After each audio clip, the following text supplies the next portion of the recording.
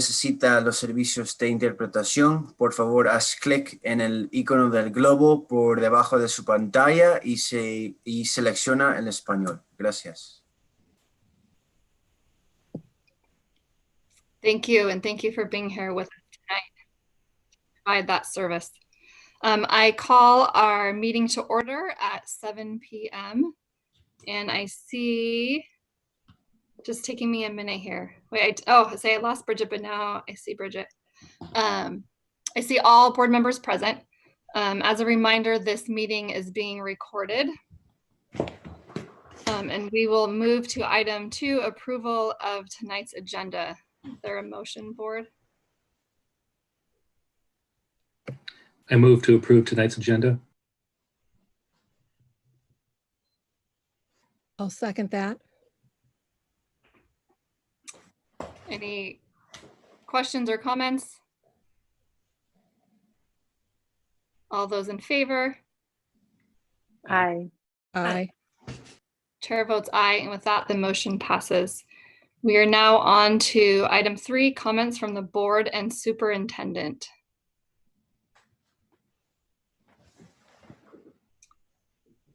And I believe Nancy's maybe going to introduce a special guest. Yes. So I've been busy this week, and so I phoned a friend, and I would at this time like to introduce Senator Jerry Hill. Senator Jerry Hill represents about 1 million residents in the 13th district, which stretches from our city, Sunnyvale, all the way to Brisbane, and from San Francisco Bay to the San Mateo County coast. He's known for being a tenacious lawmaker who is highly committed to his bills, which try to improve safety practices in public utilities, increase educational funding, maintain coastal access, and make government more transparent, just to mention a few. Once the mayor of San Mateo and president of the San Mateo County Board of Supervisors, Senator Jerry Hill understands both the creative ability of government to make life better for us residents and its limits as well.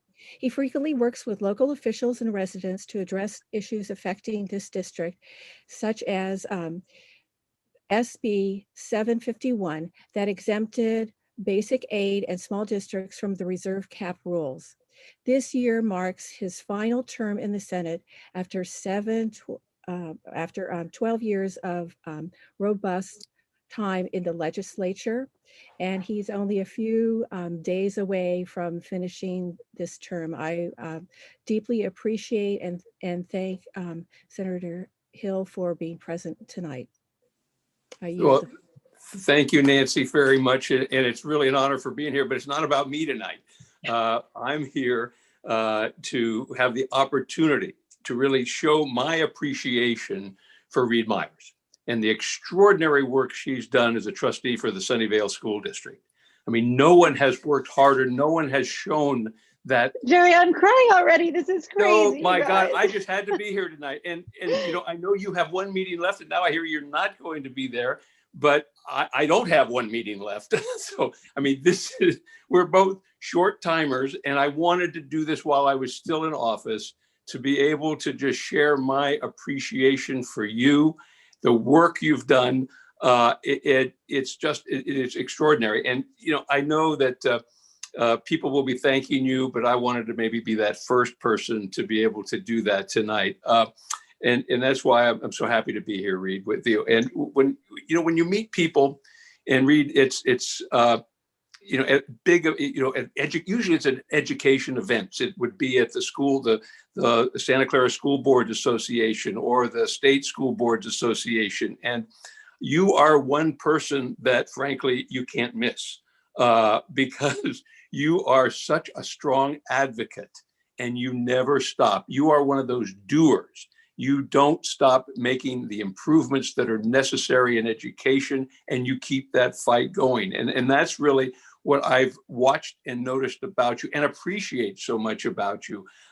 It's those people that are doers, they always have the ability to jump in at every opportunity to get something done. to make sure that those things that have to get done, they roll up their sleeves and do it. And that's what you have done for those 9 years on the board. And it just wasn't those 9 years, as we know, but it's not a surprise when you look at what you did. You know, you were a project manager before, and as a project manager, they get things done. They have to. So you brought that skill to the board, and that's what's been so extraordinary. You've transferred that energy to serve the schools and the children of the Sunnyvale School District. So I just want to thank you for that, and that just the great appreciation I have for your work and the fact that you kept us honest. You kept me honest over these years. And I think that's the job of an advocate. That's the job of a school trustee, because a legislator, and I hope all members remember this, because you know, as a legislator, there are so many issues that you're involved in every day. It just keeps coming in different directions. But you need that person that you trust, that you respect, that can bring that light to you on an ongoing basis, and you have confidence in what they say. Reed, you are that person. You have been, and it wasn't just at the school board. I know you got that when you were at the PTO and the PTA and with the PTSAs. I mean, that was your gateway, but you kind of learned those skills and had them as a natural quality that you represent. So Reed, we're going to miss you. I'm going to miss you because your presence has been an extraordinary example of someone who has given really that most valuable commodity that we have in life, and that's time. And you've given so much of it to our community. So thank you, Reed. Thank you. Jerry, thank you so much for being here tonight and for those amazingly kind words. And I'm so sad that you're terming out. And I just want to thank you for your service and your approachability. And you've been so easy and wonderful to work with. And this is a little bit personal, but I remember when you first ran, I was supporting Sally Lieber, and I ran into you at the Centennial, the Sunnyvale Centennial. Yes. Do you remember the Centennial Parade? I do, yeah. And I ran into you and we were talking, and you asked me about endorsing, and I said, oh, I already endorsed Sally. I'm so sorry. And you said, well, you can endorse both of us. And I was like, well, I could, but I mean, I feel so bad. And I was in this really awkward position. And you won the election, and you were so gracious and so amazing. And those are the situations where you feel so uncomfortable, you know? And I was so amazed at the job you did and so happy that you've been our senator. And I just really appreciate everything that you've done. And I also really appreciated Lisa. So please tell her she's wonderful. Sure. She's so responsive. I just heard from her recently. And so thank you so much for everything. Thanks for coming tonight. That's amazing. Thanks, Nancy. Happy to be part of it. Thank you to Nancy, and all the best, Reed. And our paths will cross, I'm sure, many times in the future. I hope so. Thank you very much for allowing me this opportunity. Good night. Good night. Thank you, Jerry. Thank you. Thank you very much, Nancy. You just need to leave. There we go. Now we'll continue with our regular board comments. So I said in all my board comments, but I would, it's a sign of healthy organization that we celebrate people's comings and goings, and the joy of serving on boards is that it's representative and reflective of change and dynamics that are happening in the school district. And I thank you for journeying with us these past 9 years.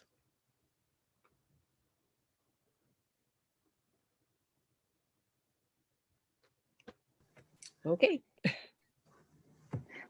I'm talking, but you can't hear me. Thank you, Nancy. Thank you so much.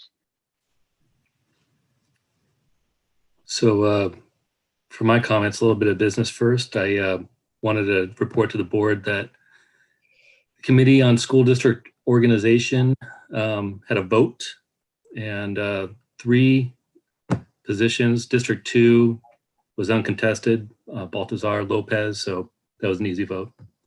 And at large, uncontested, Albert Gonzalez, that was an easy vote. And then District 4 actually had a runoff between Brian Wheatley and Jody Muirhead. We cast our vote for Jody Muirhead. So just wanted to keep everybody informed. And there are 2 qualified candidates, but Just felt Jody was a better selection. I do appreciate the insight from other board member too. So, I guess this is the last meeting, Reed, and that I don't think I was ready for that either. Thought we had another. Oh, Jeff, I'll be here to say goodbye on the when is it? On the 15th. So Jeff, on our meeting on the 15th, we're going to start that at 6:30. Okay. And we'll actually that's when we will have our kind of goodbyes for Reed. Just this was when Jerry was available and when he's still on. And so. Okay. And this I needs thought to that be was the plan about originally. Little I just extra wanted to make sure. families. But So, on the 15th, Thank you. we'll have time to give our goodbyes. perfect. Thank you.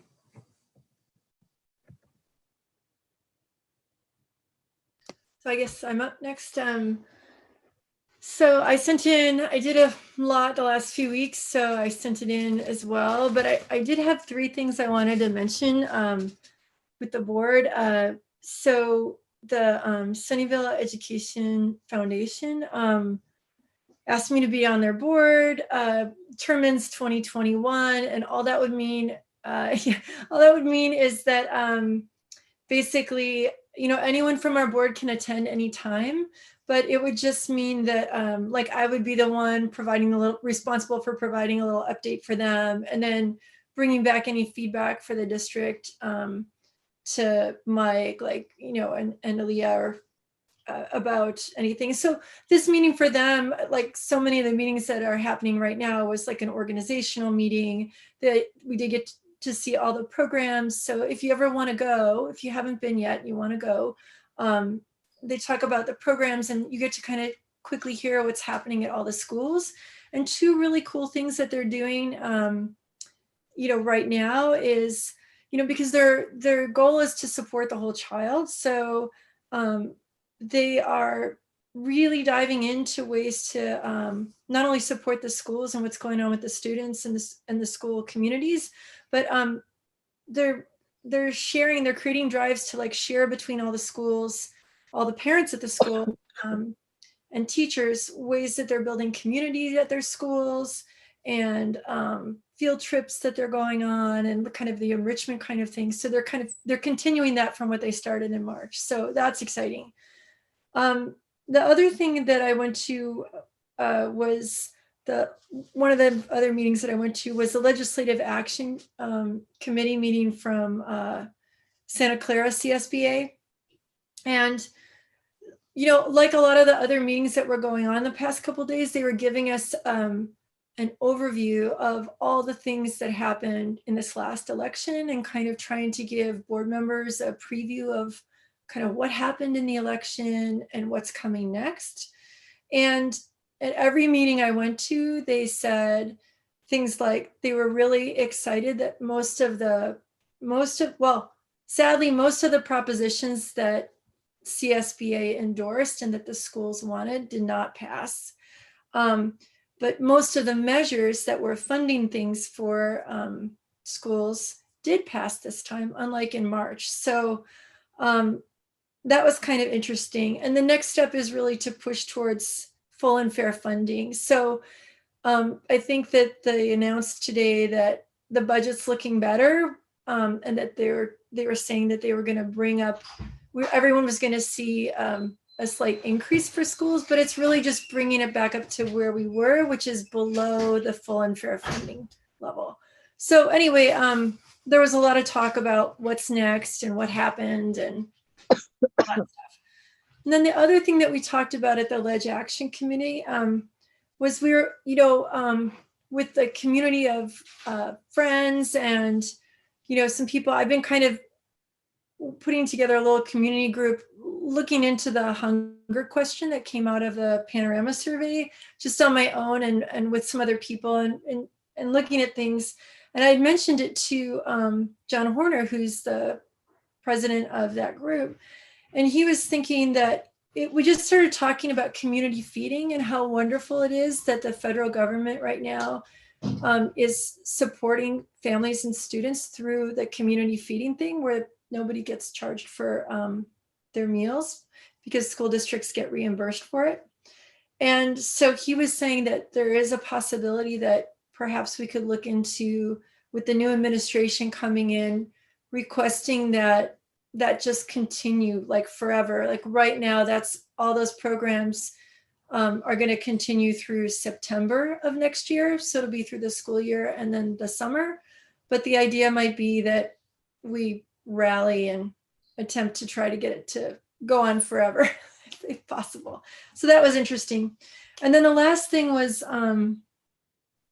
well, actually, the other thing, I can wait till our reorganization meeting because I had a question.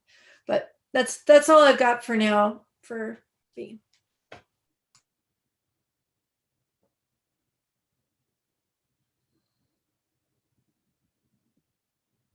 Reed, you're up if you've got anything. So as Bridget is ramping up, and Bridget, I just want to thank you so much for taking on a lot of the stuff that I've been doing and doing it with full gusto.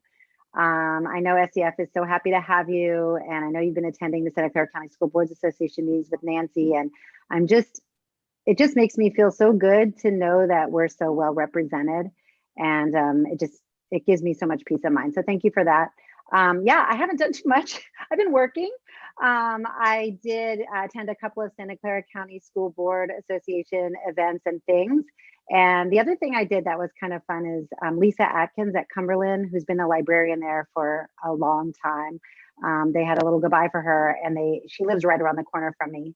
It was so nice. I walked over and I got to see this long line of cars.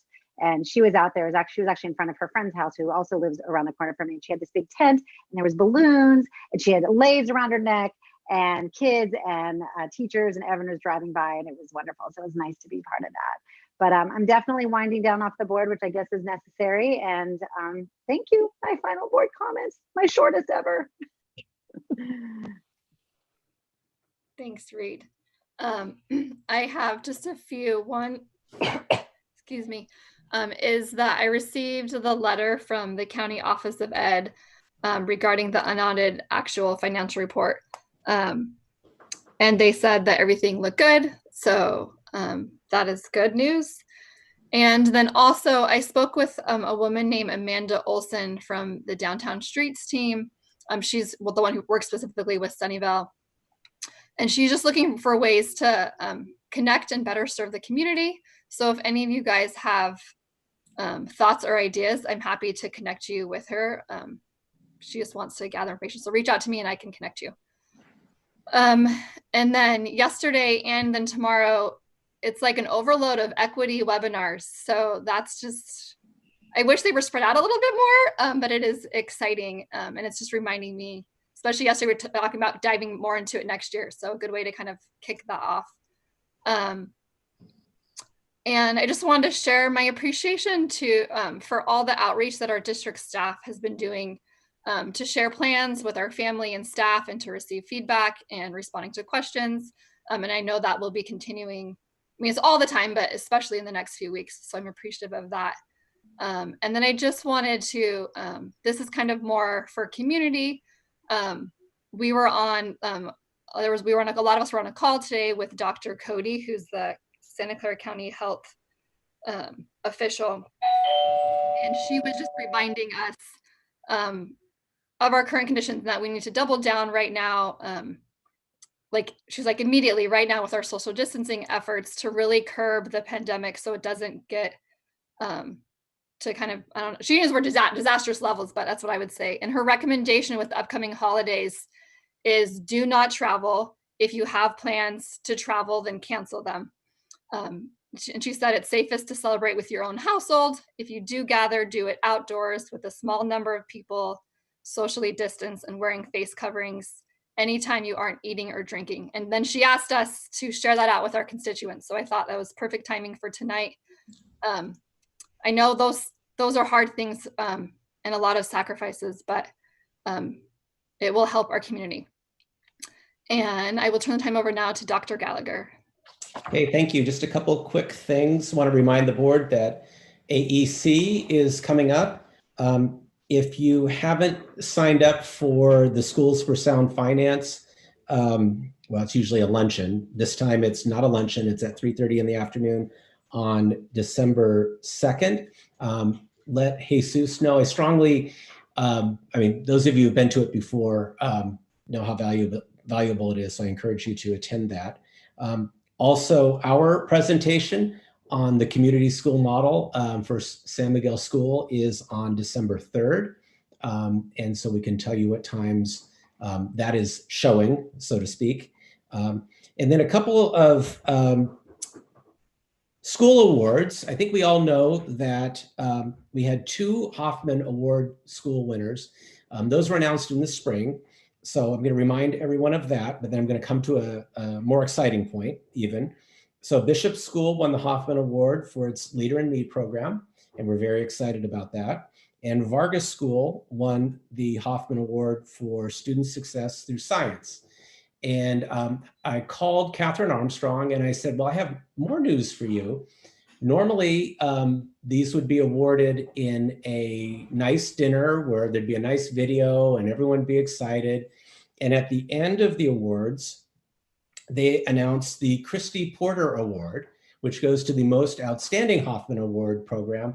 And that this year went to Vargas School for student success through science. So we're very excited and proud of all of our schools, but in this case, especially Vargas and Bishop. So that's good news. That's all I have. Thank you. That is some great news. We are now on to item 4, comments from the Sunnyvale Education Association. If there is an official representative, if you could use the raise hand feature now.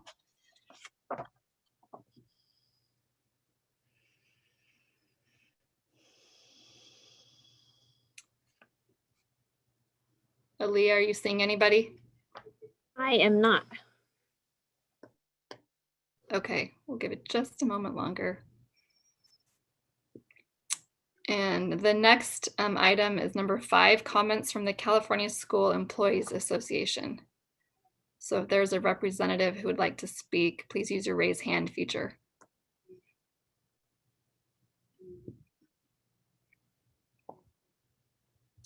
Are you seeing anyone, Aaliyah? I'm not seeing anyone. All right, thank you. We are now on to item 6, comments from the public. This portion of the agenda provides an opportunity for members of the public to directly address the governing board on any item of interest to the public. However, provisions of the Brown Act preclude any action being taken on any item not appearing on the posted agenda. Time limits allocated to public testimony are 3 minutes per person and 20 minutes per topic. Speakers are asked to give their name and affiliation so that an accurate record is reflected in the minutes. And just as a reminder, there will be time for public comment on agendized items later in the meeting when we get to those items. So this portion of public comment is for items not on the agenda. So if there's anyone who would like to speak on items not on the agenda, if you could use the raise hand feature now. So just as a reminder, any comments about the reopening, we will take those during that discussion time.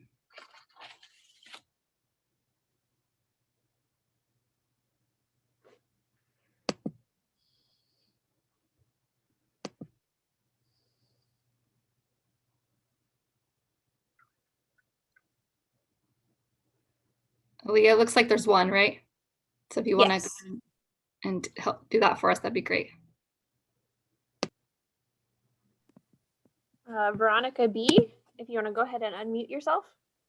Hi, yes, my name is Veronica Brand. I'm a parent at San Miguel. And I kind of missed what Dr. Gallagher said about San Miguel on December 3rd, and was just hoping for more information because I'm here to understand how reopening plans will affect San Miguel specifically. And was wondering if that was what was mentioned. Thank you.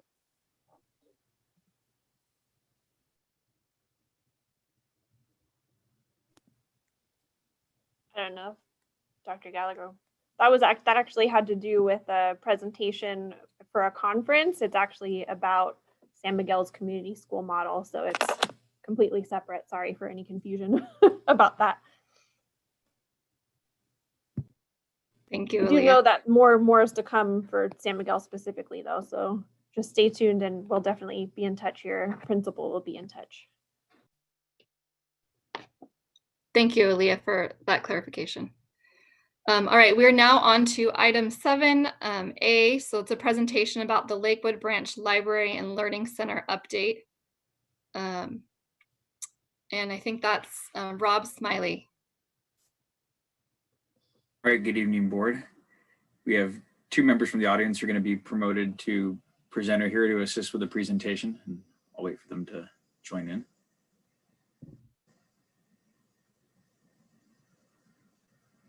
Welcome. Thank you for joining us tonight.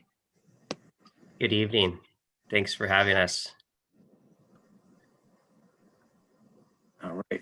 So here tonight we have Nate Scribner from the city of Sunnyvale, and he's the lead on the design team from the city for the Lakewood Branch Library project, and Jason Hull from Anderson Brule Architects.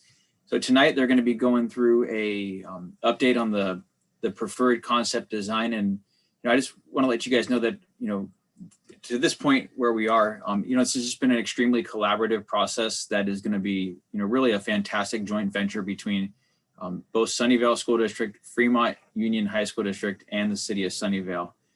This is an area where there is no library within either walking or relatively close driving distance.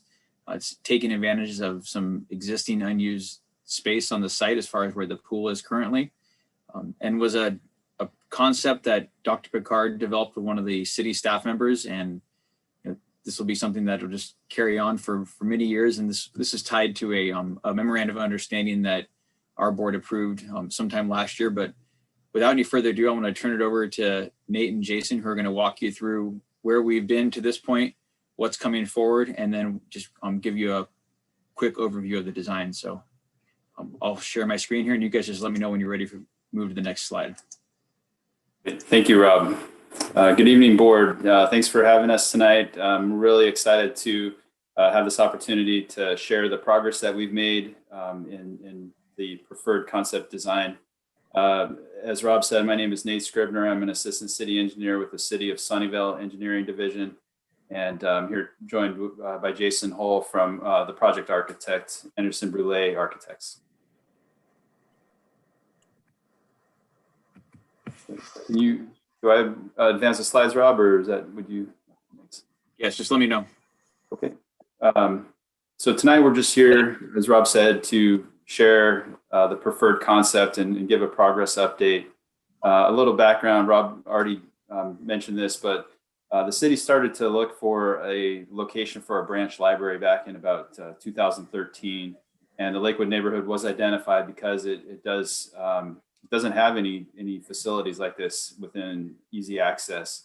So we started to look for a site. The Lakewood Park and Lakewood School were identified, and several years later, actually about a year ago, in late 2019, the city and the 2 school districts were able to execute an MOU for the development and operation of the Lakewood Branch Library and Learning Center at the Lakewood Elementary School site. And it really, to this point, we've selected a design architect, and we've started to collaborate not only with the 2 school district partners in the city, but also to engage the community. And the results of that are the preferred concept that we're going to share with you. Go ahead and advance. This is a kind of a graphical representation of the schedule of what we've done up to this point. We've held a series of internal partnership meetings with the school districts and other stakeholders, the library team, and then also with the public. We've held some virtual community outreach meetings, which we'll talk about in a minute. And then as far as the presentations, we've presented this on Tuesday. We presented it to Fremont Union High School District. We presented it to the Sunnyvale Board of Library Trustees and the Parks and Rec Commission. And then we're here with you tonight. On December 8th, this will be presented to our city council, and we would ask them to approve the conceptual plan and allow us to move forward with the design and preparation of construction drawings at that point. Just to reiterate a bit about the partnership, we really have tried to make this a true collaboration with representatives from the Sunnyvale School District and Fremont Union High School District and the city.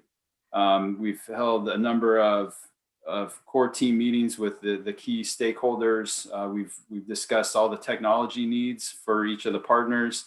We've looked at lead and sustainability. And then also, just since this is on Sunnyvale School District property, we have spent quite a bit of time just making sure that the actual site limits and the boundaries they're consistent with what was approved in the MOU to begin with. Next slide. With that, I'll go ahead and turn it over to Jason, and he can discuss the community outreach process that we went through. Yeah, thank you, Nate. And thanks again, members of the board and Dr. Gallagher, for having us tonight. We're very excited to be here and share the progress. So I did want to pick up on the story where Nate left off, which is really about the engagement and the outreach, not just with you as a partner, but with the community as well. And we've had 2 really successful workshops with the community. The first workshop was really focused on really hearing from the community what their needs are and what their vision is for the new branch Library Learning Center. And also a little bit about sort of extracting from them what they would see as a successful design. What would that look like?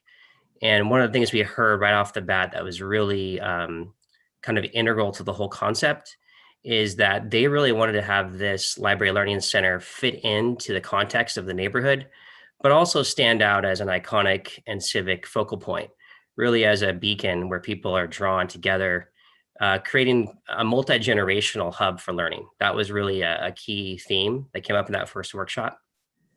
And so what we did is we came back in the second workshop with them, and we're able to then take a lot of the information gleaned from that first workshop, come back with 2 design options. And we presented both of these options and talked a lot about the opportunities and constraints associated with each. And you can kind of see some images there to the right, design option 1, design option 2. And through a lot of discussion in the session, design option 2 was almost unanimously preferred across the board by the community.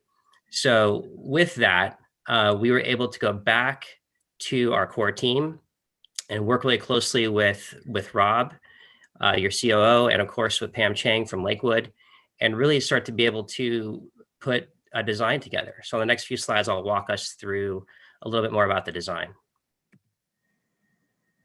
So this slide is a site plan, and you guys are very familiar with the site, so I won't spend too long orienting you, but just to give you the lay of the land briefly, you can see Lakewood Elementary School on the left-hand side or the west on this page.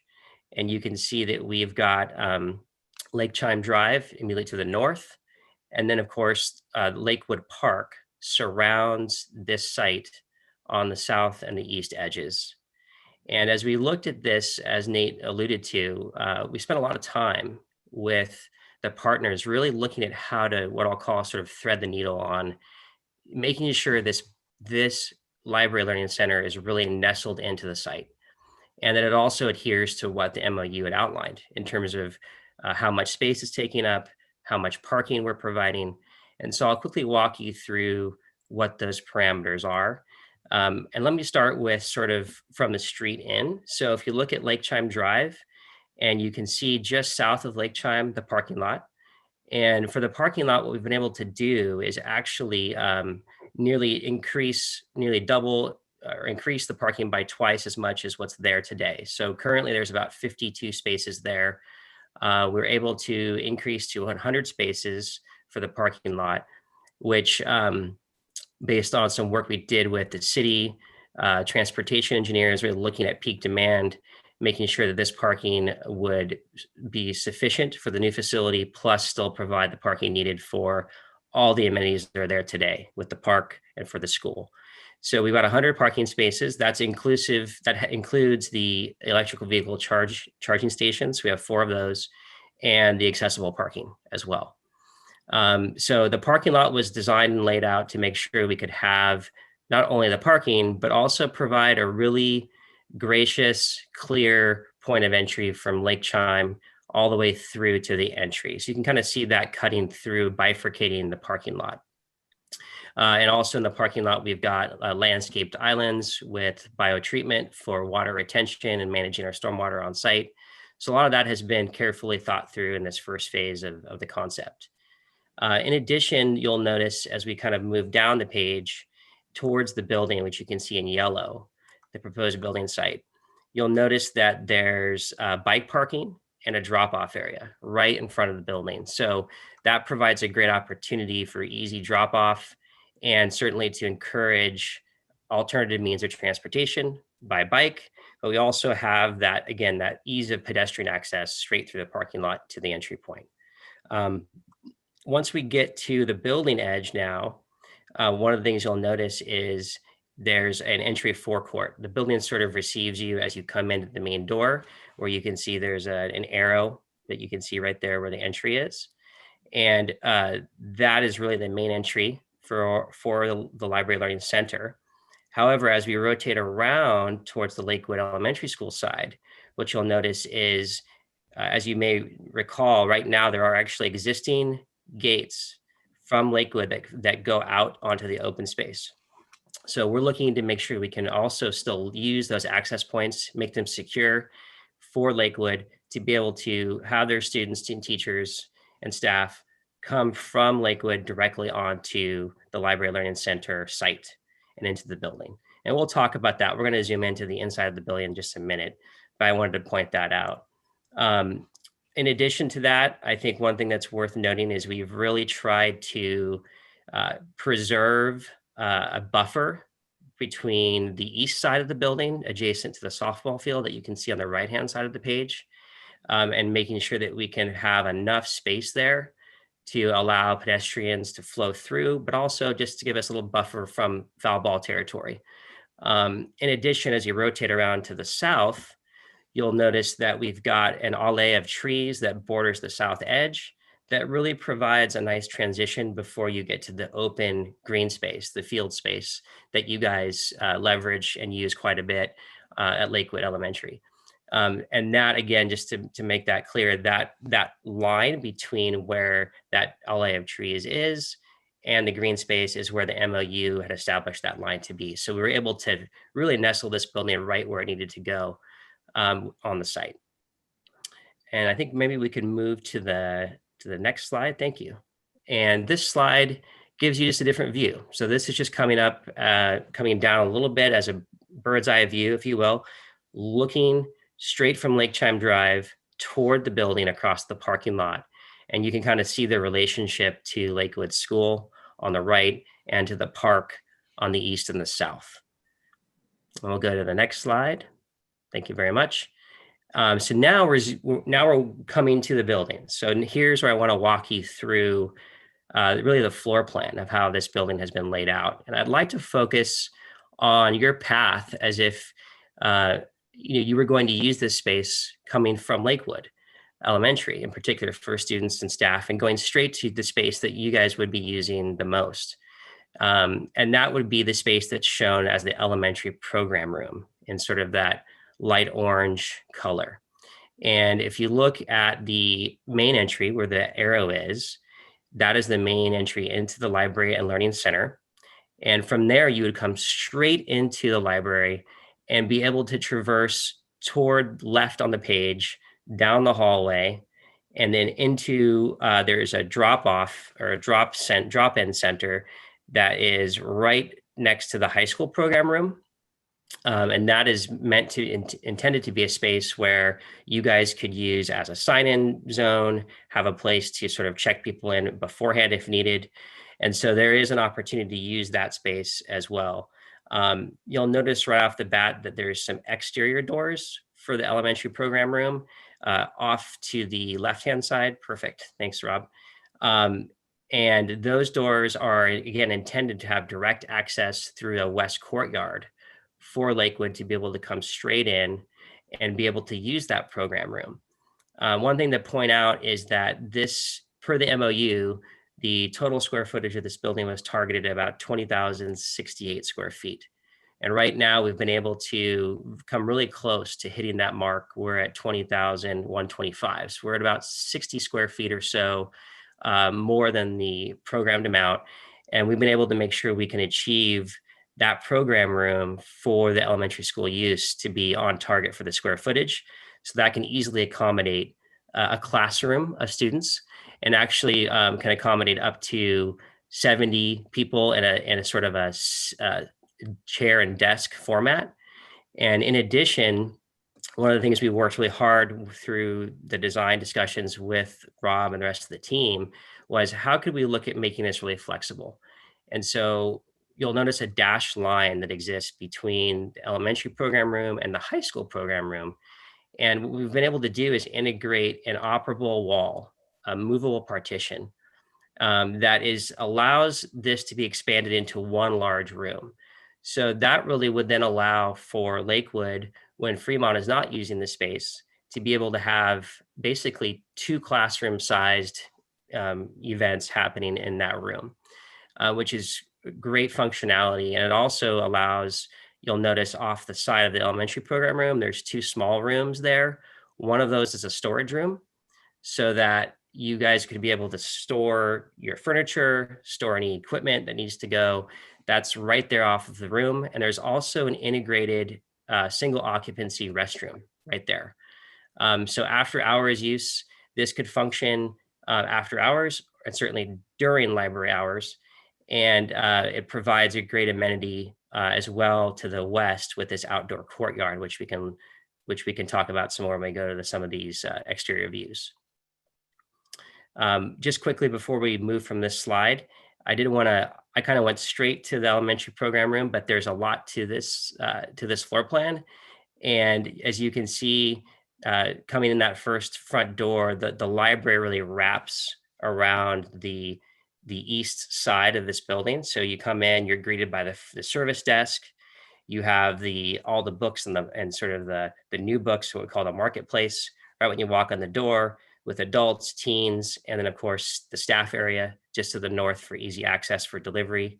And the children's area really wraps around the south edge and kind of cradles that elementary program room at the southwest corner, where we have an opportunity again to have access from that children's room, so that if Lakewood was there, they could flow right into the children's area of the library, see the collections. Story time would be right there in the family room, family place. So it's a great opportunity for that synergy to happen. So we'll move to the next slide. And by the way, we can come back to that one. There's a lot of information on that, so we can certainly come back.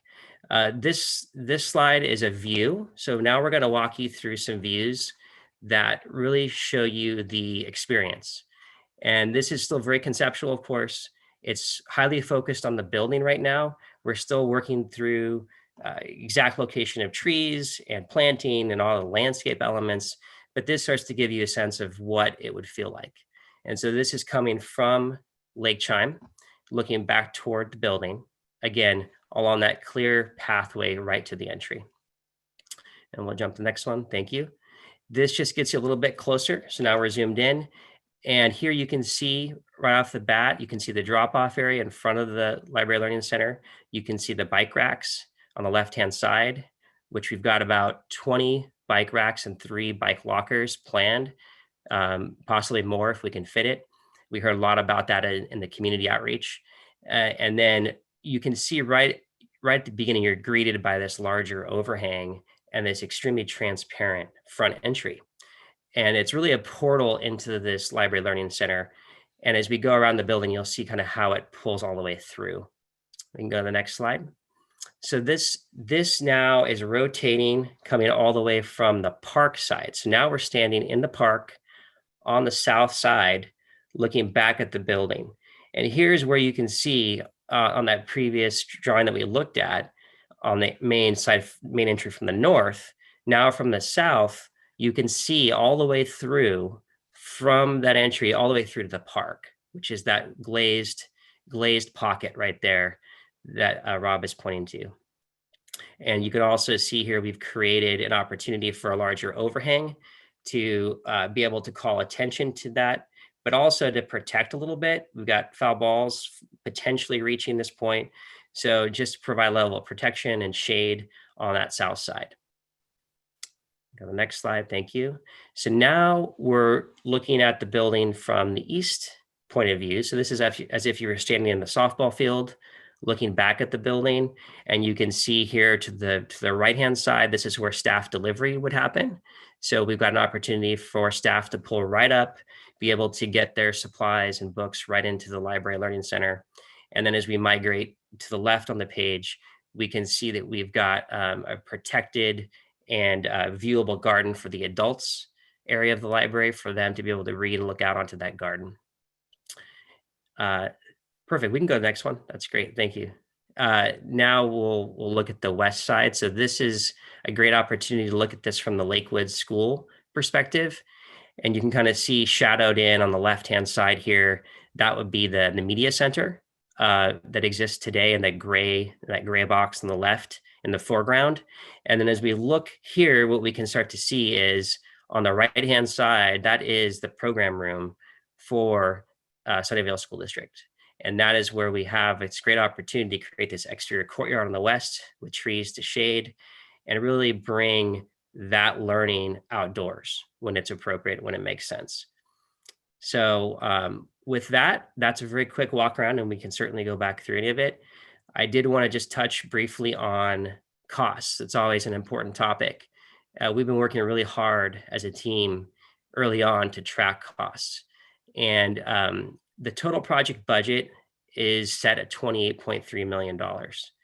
And our job as a team is to make sure that we're looking at both the hard costs and the soft costs that go into that total project budget number. And so we've been working really closely with the city on both of these things.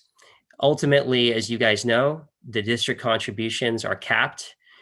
So the responsibility of the remainder of the budget lies with the city and the design team to make sure we're on track. And we're managing through that. We have many strategies in place to do that. And right now we're trending in a positive direction. A lot of the budgeting process at this early includes a lot of what I'll call looking into the crystal ball and trying to figure out what's coming down the line. And so, when we do costing, we look really closely at things like escalation. What's going to be happening in 2 years from now when this is actually being built or going out to bid. We also look at things like contingencies, right? Making sure that we built those in. So a lot of those factors have been baked into our approach, and we have levers that we can pull. So we have things that we can do as we go through the process, because we're very early, things will change. And when we do that, we need to look at things like additive alternates. How can we look at having things that could be added to the project if the bids come in favorably? And so these are all strategies that we're implementing, and the city ultimately will be able to, at the time of bid results, be able to make a decision on what we need to be able to do. And they have, of course, the ability to say, hey, look, if we're not where we need to be, we can abandon the project. But that's, of course, not where anybody wants to be. And we're trending in a direction right now that looks very positive. So we'll keep tracking this and keep working on it together. So that kind of covers some of the costs, and we can probably go to the next. Thank you. And on this slide, Nate already covered a lot of this. So just as a recap, again, approval partnership with the MOU happened late last year, early this year. And then we've had these great workshops. We're here tonight with you guys. Thank you again. And then we're going to go to council on December 8th for their approval. And that would then allow us as a team with their approval to move forward with what we call design development and construction drawings. So that takes time to go through that process.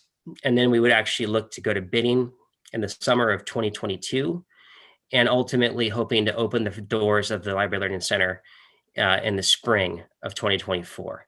And this is all very much built on a conservative approach to scheduling too, knowing that we have a lot ahead of us, and we'll be going through, of course, DSA review as we do for any project that's school related. So I'm thinking that's probably what we wanted to cover here. I think that's going to end up wrapping us up for the presentation portion. So we wanted to be able to open it up for questions and comments. So thank you very much.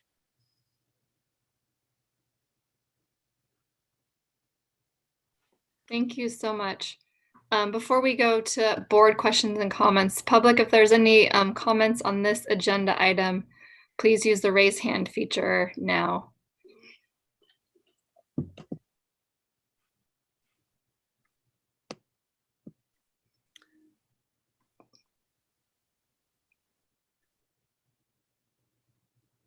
Aaliyah, I'm not seeing any. Are you?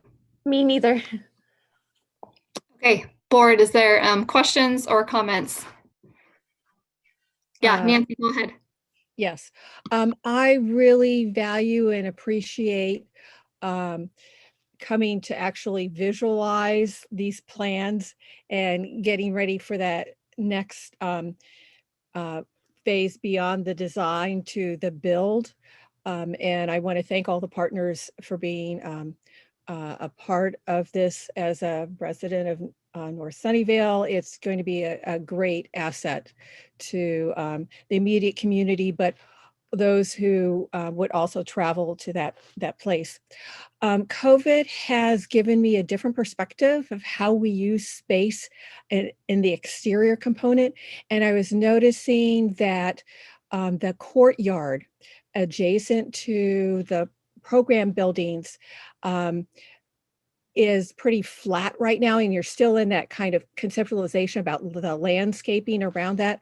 I'm wondering if we could add a feature that is also in part designed that they have at Fremont High School as well as Bishop, of kind of a different level of a little amphitheater. So rather than taking chairs outside, there'd be a place where you could sit and actually do some instructional teaching outside. I realized that this wasn't a part of the original design concept and that the neighborhood partners might not have this appreciation, but as COVID invited the opportunity to think about how we're using outside as a classroom space and having some different levels, permanent leveled seating, in an amphitheater, small amphitheater kind of thing, would certainly lend itself to some wonderful opportunities for instructing kids, and just a different way to take the inside outside in a more permanent way. So if there's any opportunities in your design build for additional money, that would be fabulous to think about, including how can we use that outside space with a little bit more permanent intentionality. Great comment. Thank you for that. I really appreciate that. I completely agree with all the work that we do in the school environment. COVID has completely changed a lot of our perspectives. Outdoor classrooms, outdoor learning spaces are key, not just for COVID, but in general. And I think we can definitely look at ways to make that a supportive outdoor learning space. I would be curious to hear from you if you've had any experiences with these types of more intentional amphitheater style spaces, if it limits in any way what you guys are able to do versus having a more flexible open space where you can furnish it or move it around. Have you encountered any challenges with that amphitheater style limiting what you can do at all? Probably Rob could speak to this a little bit more, but I saw that as one of the early learning opportunities in general of how that space was used, but certainly now that gives additional opportunities for having an outdoor classroom space with more intentionality. Yeah, so can I say something too? Yeah, go ahead, Bridget. So in my life before I was a teacher, I was a parent volunteer, and we did a garden, over at Cherry Chase. And we built these little bleachers and stuff. And it's like, it was just made life so much easier. And we could bring a full class out there. And if you've ever tried to bring chairs or a covered awning that's going to blow away anywhere, to try to create an outdoor classroom as a classroom teacher with all 24 or 32 kids around, that's very challenging to do. So, maybe there's already a place like that at Lakewood. There isn't one that I'm aware of, but like, I think it would be a nice add to have if that's possible. So I agree with Nancy. If you're, I'm sure talk to Pam about it or whatever, but I think it sounds great. I had a question I had a couple questions. One was about the library or the walkway, the path of travel. You know, like when I see that yellow line, like I'm sure it's very well delineated and lots of people are going to park their cars in there and walk through. But like I'm imagining being a mom walking my kid through there. And I wonder, I saw that like on one side of the parking lot, you could walk from the sidewalk. Like if you were walking there, you don't have to walk through the parking lot. Like if you're coming from the community from one side, you can walk in. Mhm. But on the drawing, it looked like maybe it was the existing parking lot on our building. It looked like there might like in the existing part, there might not be a way to walk around. Right? Like over on my screen, it's the right side. The right side. Yeah. Like if you're coming from the street, Mhm. like in the front, Right. so like instead of walking straight in, like let's say you're coming from the corner, like where the school is, right? If you're coming in, do you have to walk down that, or can you walk around? Can you hug the building? Yeah, good question. So you can hug the building on that side, and you can also, as you noted, on the opposite end, so on the park side, which would be the Yeah. left-hand side of this page, there's also another pathway that wraps and borders that. So you wouldn't even have to go through the parking lot if you were coming from either direction, right? You could skirt the parking lot rather than having to go down the middle of the parking lot. And is that parking lot over on the right-hand side, is that existing, or is that's existing? You're not going to touch that really? So it is an existing configuration. We would probably be freshening it up. So we would need to it's been relatively recently redone, but we would need to just go back and probably do asphalt coating and then restripe it and have it match and be consistent with the rest of the parking lot. Okay, thanks. Yeah. And then I had another question. Like how green is this building going to be? Like, Yeah, great question.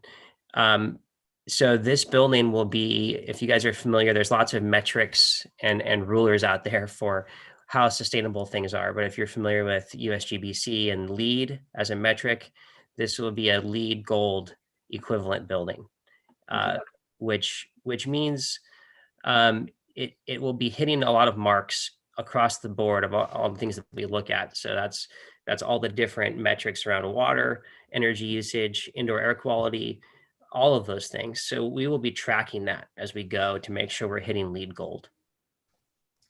and then I just wanted to add a little bit. In addition, that's a policy that the city has for any city buildings of this size. We are at a point where we want them to all be LEED Gold equivalent. We're also planning to have it be an all electric building. So no natural gas for HVAC or anything.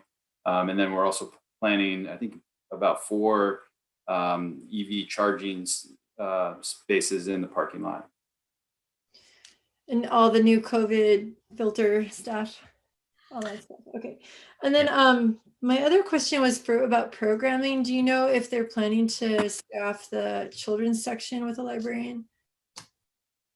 Like, was that in your thing? Because I noticed in the picture, like there was like the service areas like all way away, and like in the current library, it's hard for me to tell like exactly how the children's area compares. Maybe it's smaller, but it seems like it's around the corner. And I know like when you have little kids, if it's not just for school use, if it's for community use, like, do you know if they're planning to do that or?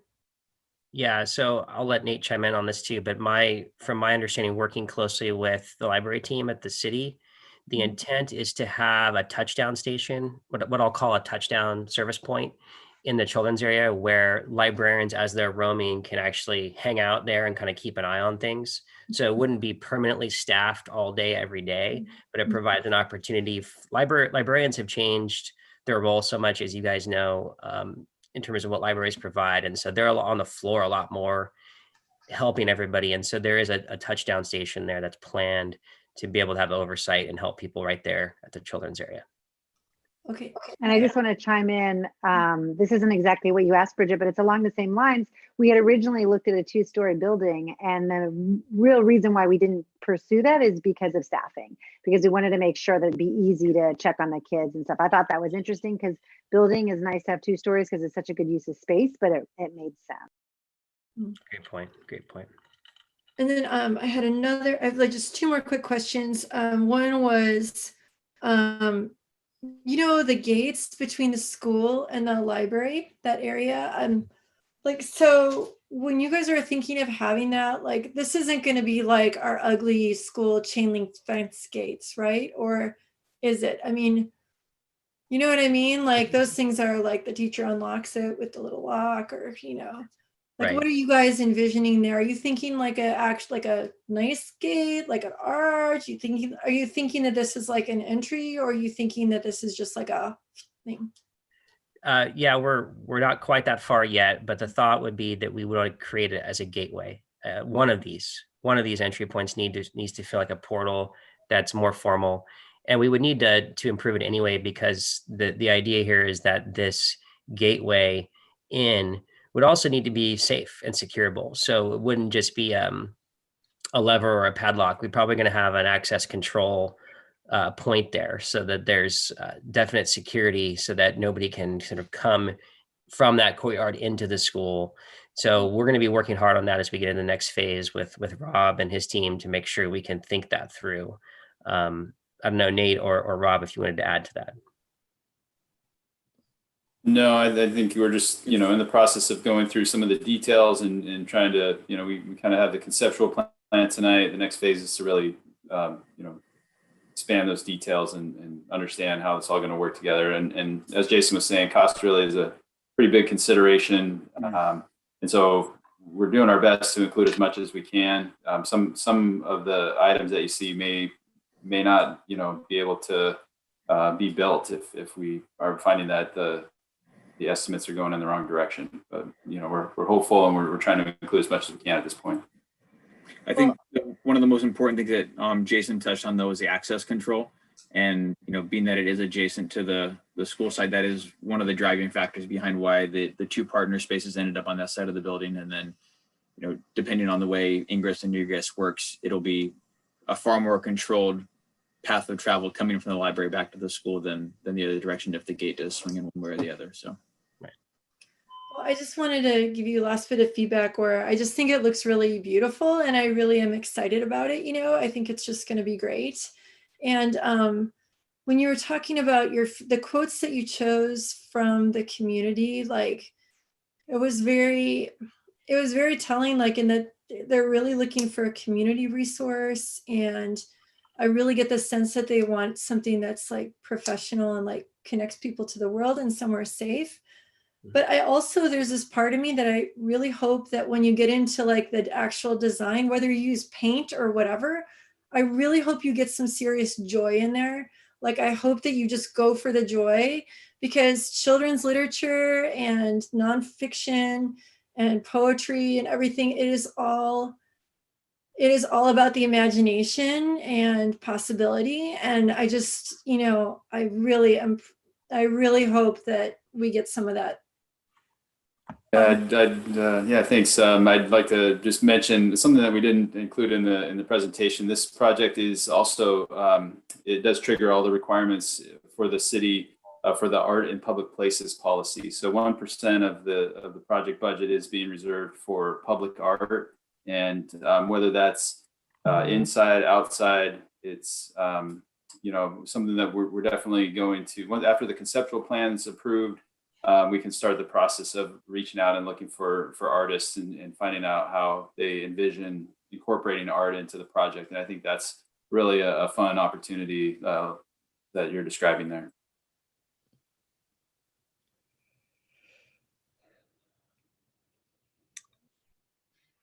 And board, any other questions or comments?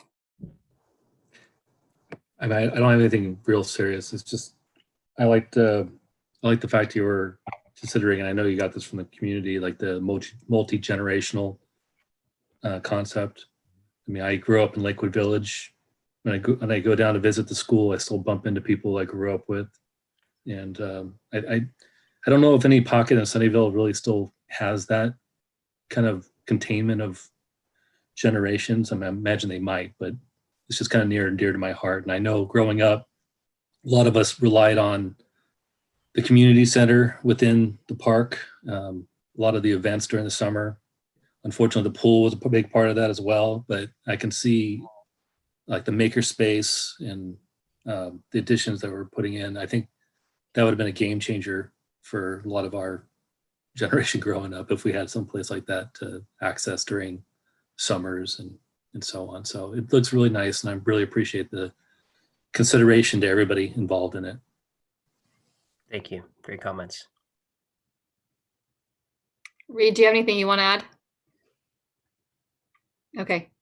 Just No, that it looks great. I'm excited. Thanks, Reed. yeah, that's I appreciate all the work that you guys are doing, and excited that it's moving along. I know it always just goes slower than I want it to. I'm like, oh, can we move? But I know you're moving as fast as you can. So I'm looking forward to hopefully spring 2024 when we get to be together in person at this new beautiful library.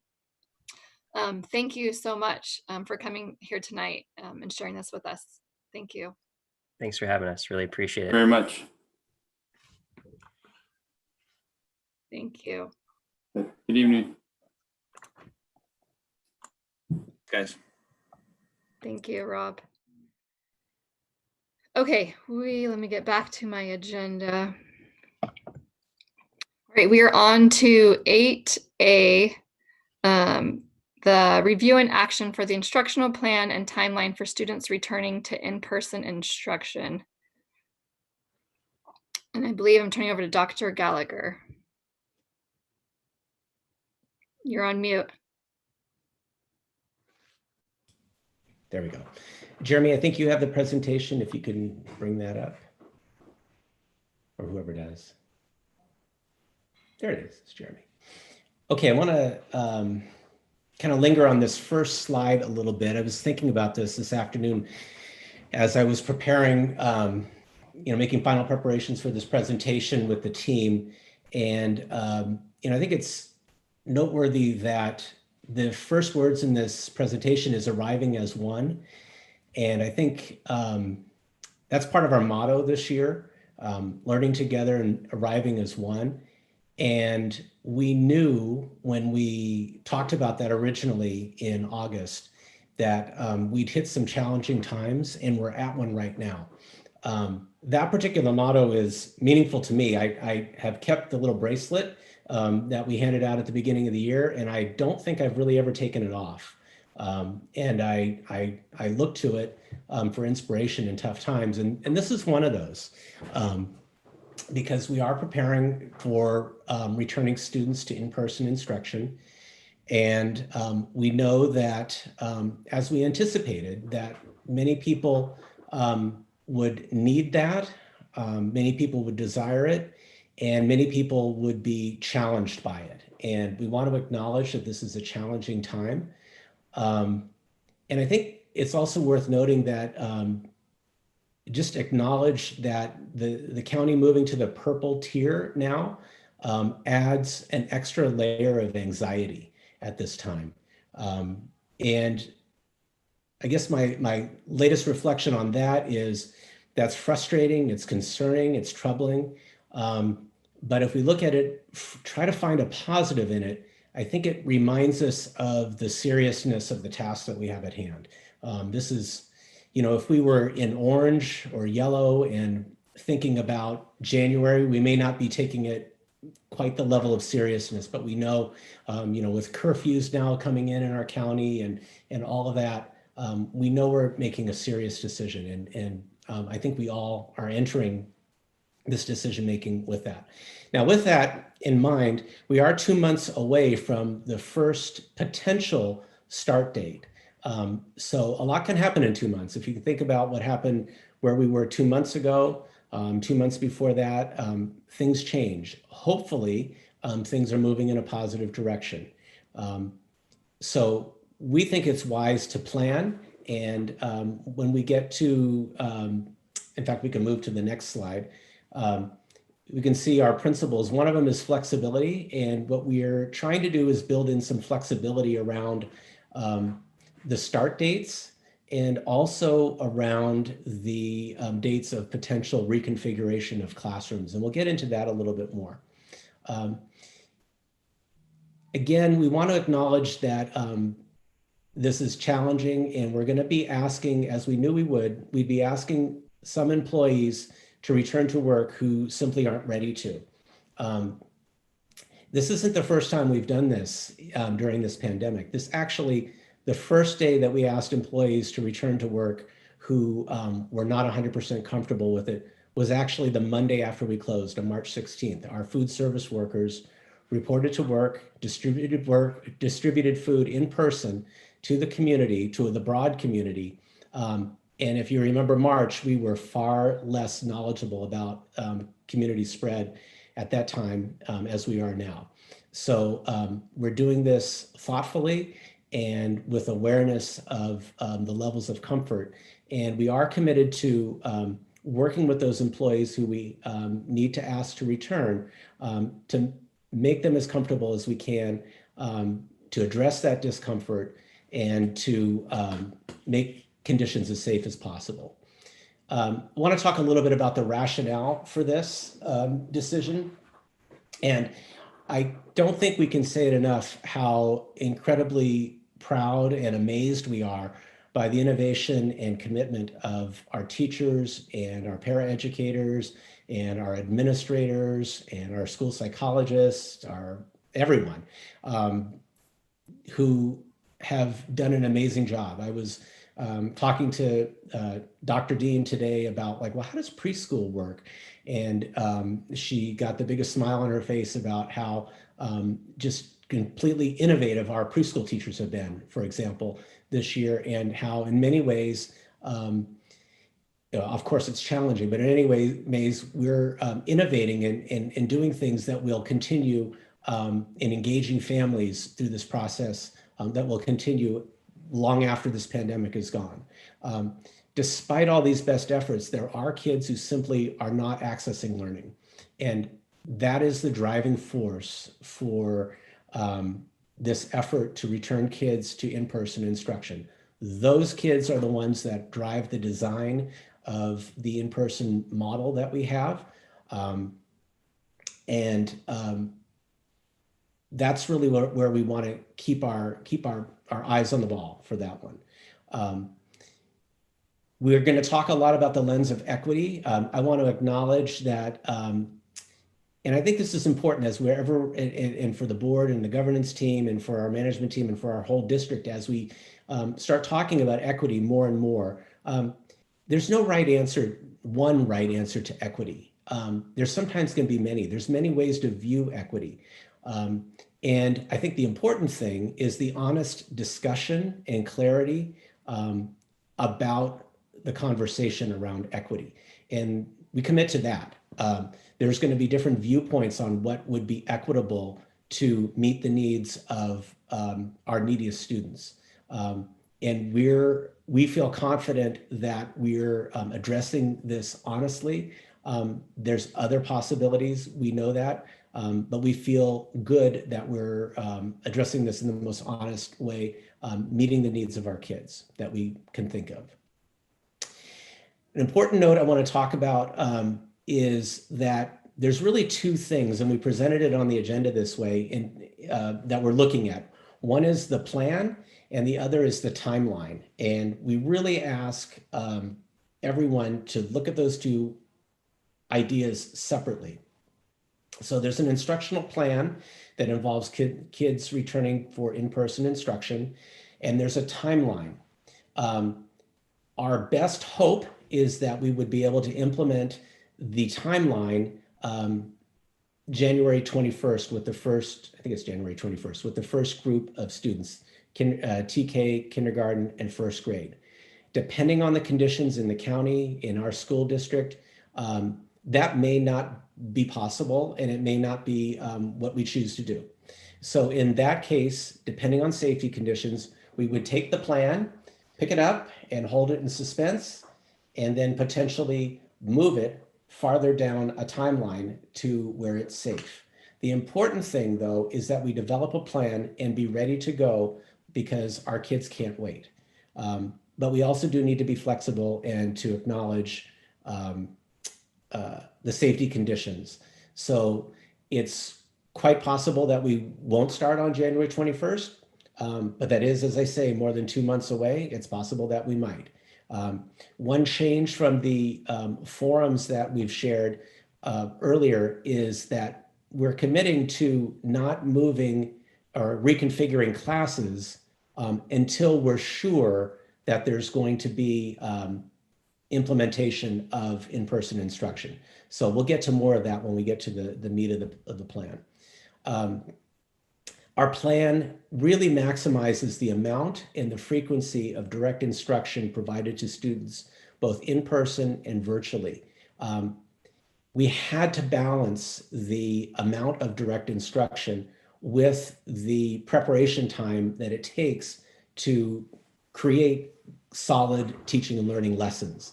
And that's why we appreciate so much the teachers that contributed to this planning, to our partnership with SEA, because we worked with this hand in hand with them, acknowledging that quality teaching and learning takes time to prepare and to plan, and there's only so much time. And so what we are trying to do is maximize both the planning time and the direct instruction.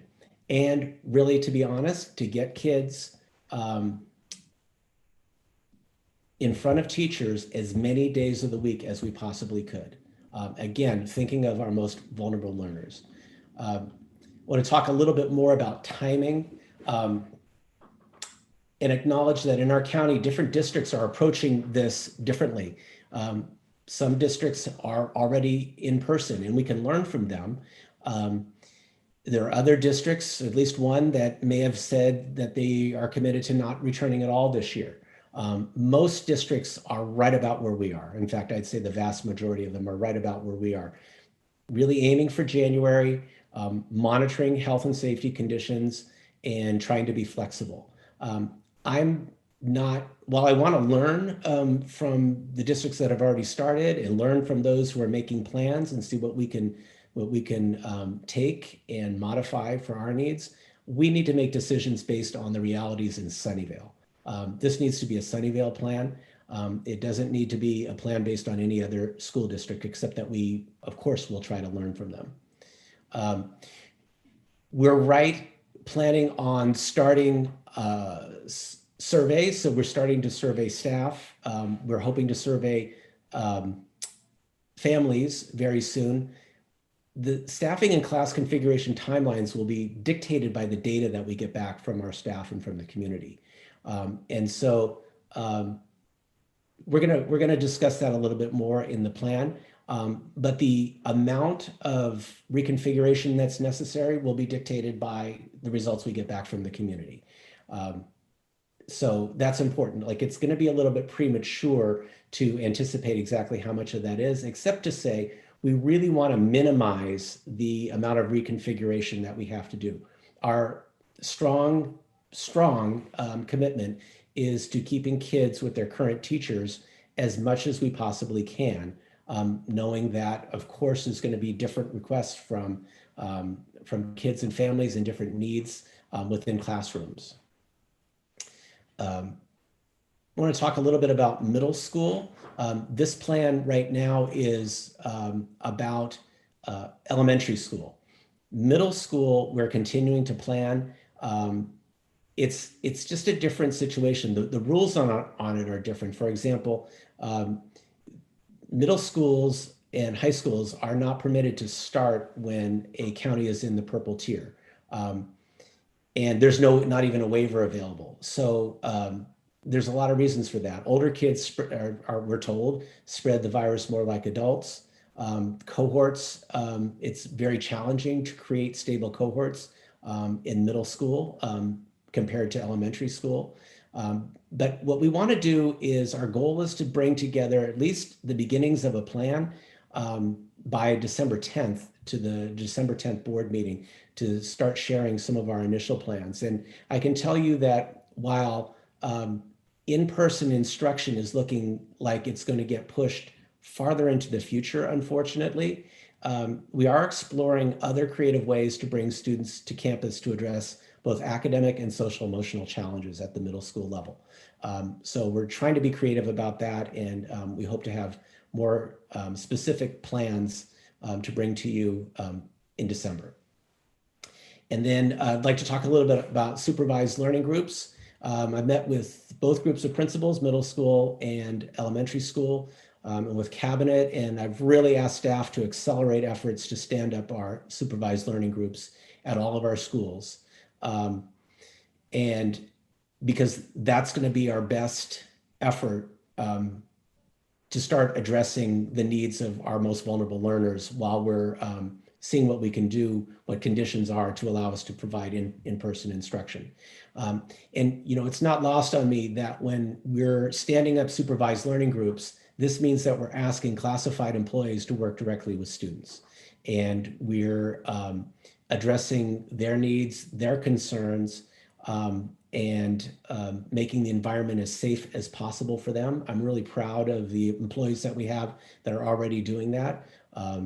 The custodians we have on campuses, the office workers we have on campuses, and the folks that are working directly with students at 4 of our schools now, and with the next several to come up online in the next week or so.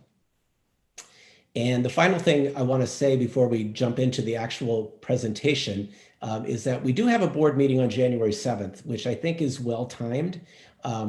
We'll all be getting back from the December holiday, and we will be able to, at that meeting, take a pulse of what conditions are and really start to make plans or suspend the plans, like whatever it is. Like I talked about the timeline needing to be flexible. So I think we should take advantage of that time together on January 7th at that board meeting as we prepare for what lays ahead for the rest of the school year. So with that, I'm going to move to Rob, I believe has the first part of the formal presentation. Oh no, it's Mala with instructional models. Thank you. Yes. Sorry. Okay. Good evening, everyone. I'm going to be starting with just sharing a little bit about what we took deeply into consideration and what guiding principles we went by in coming up with these instructional models with a lot of support, as Dr. Gallagher mentioned. So our prime considerations are to meet the guiding principles that are listed on the slide, taking the instructional needs of our students, carefully balancing it with health and safety considerations, and also considering the ease of adaptability if conditions change and we have to switch back and forth between a hybrid and a virtual school model. So those are things that we definitely considered as we proposed the model. And as I share our proposed model, I want to preface it by saying, and I've said this before and it bears worth repeating, is there is no way a perfect model is available that meets the needs and addresses all possible needs of our students and families and staff. We can agree right up front that I myself can find flaws in every single iteration of the models that we considered. We know that the best instruction takes place when a student and teacher are in the classroom in person all day. And that is something I know we will never, ever take for granted again. Next slide, please. So this is our elementary model. It's a weekly schedule at a glance. It is, we call it an AM/PM model. So every student is in school for a portion of the day, 4 days a week. The schedule commonalities across all sites are that students are either in a group A or a group B, for example. So the group A, if you see the light green, they would be in person in the morning at school from 8 a.m. to 10:30 a.m.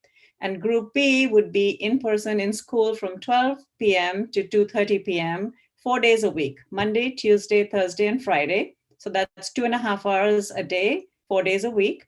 The time that the students are not in person in school, they would be at home completing asynchronous work that has been provided by the teacher. Wednesdays, we have highlighted for no in-person instruction. That is when there'll be more thorough and deep cleaning taking place. Students will be at home and teachers will continue with the virtual school model we currently have in place for the morning, and there will be asynchronous work in the afternoon time. And while teachers are busy involved in professional development, staff meetings, and grade level collaboration. So the next slide, please. So just to provide some of the schedule highlights that I mentioned, we're trying to maximize the teacher and student in-person time. And there's asynchronous work while students are not in person. Wednesdays remain pretty much similar to what we have currently, which is a combination of virtual teaching and asynchronous work. Then as I do want to iterate over here that I have the highest regard for the absolutely incredible job that our teachers continue to do to make the virtual environment just the very best it can be. It's way beyond our imagination and definitely way beyond even where we started in March. The teachers have done an amazing job. I just have the highest respect for them. And we also know that there is no parallel to in-person connection. But that said, we want to be very clear that the in-person instruction is going to look very different from anything that we are used to as we take all the safety guidelines. And those will limit the proximity and thereby opportunities for interaction and socialization. So just putting that on the table, that is definitely going to take place. We also looked at the instructional minutes of both the virtual school model and how it aligns with the proposed hybrid model. And the overall combination of in-person, asynchronous, and virtual teaching, are very similar to what we currently have in place. I have heard that there is some kind of comparison being made about lessening of teacher-student interaction. Yes, it's 2.5 hours of in-person as opposed to 3.5 hours of live teaching. But again, as we know, there is no parallel to being in person and making that connection with the students. The next slide, please. I want to talk about the equity lens that Dr. Gallagher mentioned in our guiding principles. And as a district, we continue to be committed to using an equity lens to make decisions. And in this spirit, we want to share the considerations that we used that will have an impact on whatever model we agree on. So in this particular model, we have considered meeting needs of students that have an IEP, the Individualized Education Plan. We looked at the impact on families, on working families or families where an older sibling may be the one providing supervision for his or her younger siblings, and looking at how we can match the middle school and the elementary model for that reason. Looking at before or after school care that families are dependent on. Transportation, because there are many of our children that rely on school busing. So we want to make sure that's feasible, and that was definitely the case in this model. And last but not least, looking at food service to make sure our students have an opportunity to get the school meals that they rely on. We know in Maslow's hierarchy, that is really foundational. And with the current model that's under consideration, this can happen 4 days a week. They get breakfast, they get lunch, they get their dinner that they can take home. So that's a really important consideration. We also looked at, we want to look at students that are facing a challenge, accessing virtual school, and also look at, the population that falls within the target group that has been identified in the LCAP. That includes English language learners, students from low socioeconomic backgrounds, homeless students, and foster youth. So when we talk about priority placement, that's the equity lens that we want to look at when making decisions of placement, either at the elementary or at the middle school level. I'm going to turn it over to Tasha Dean, who's going to talk about the SDC model. Good evening, board and community. As Ms. Ahuja has demonstrated and discussed the details and the considerations that we've considered in our models.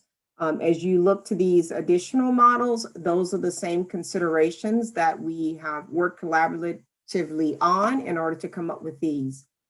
Some additional information I want to share before going through those models is you'll see on this first slide where it talks about K-8.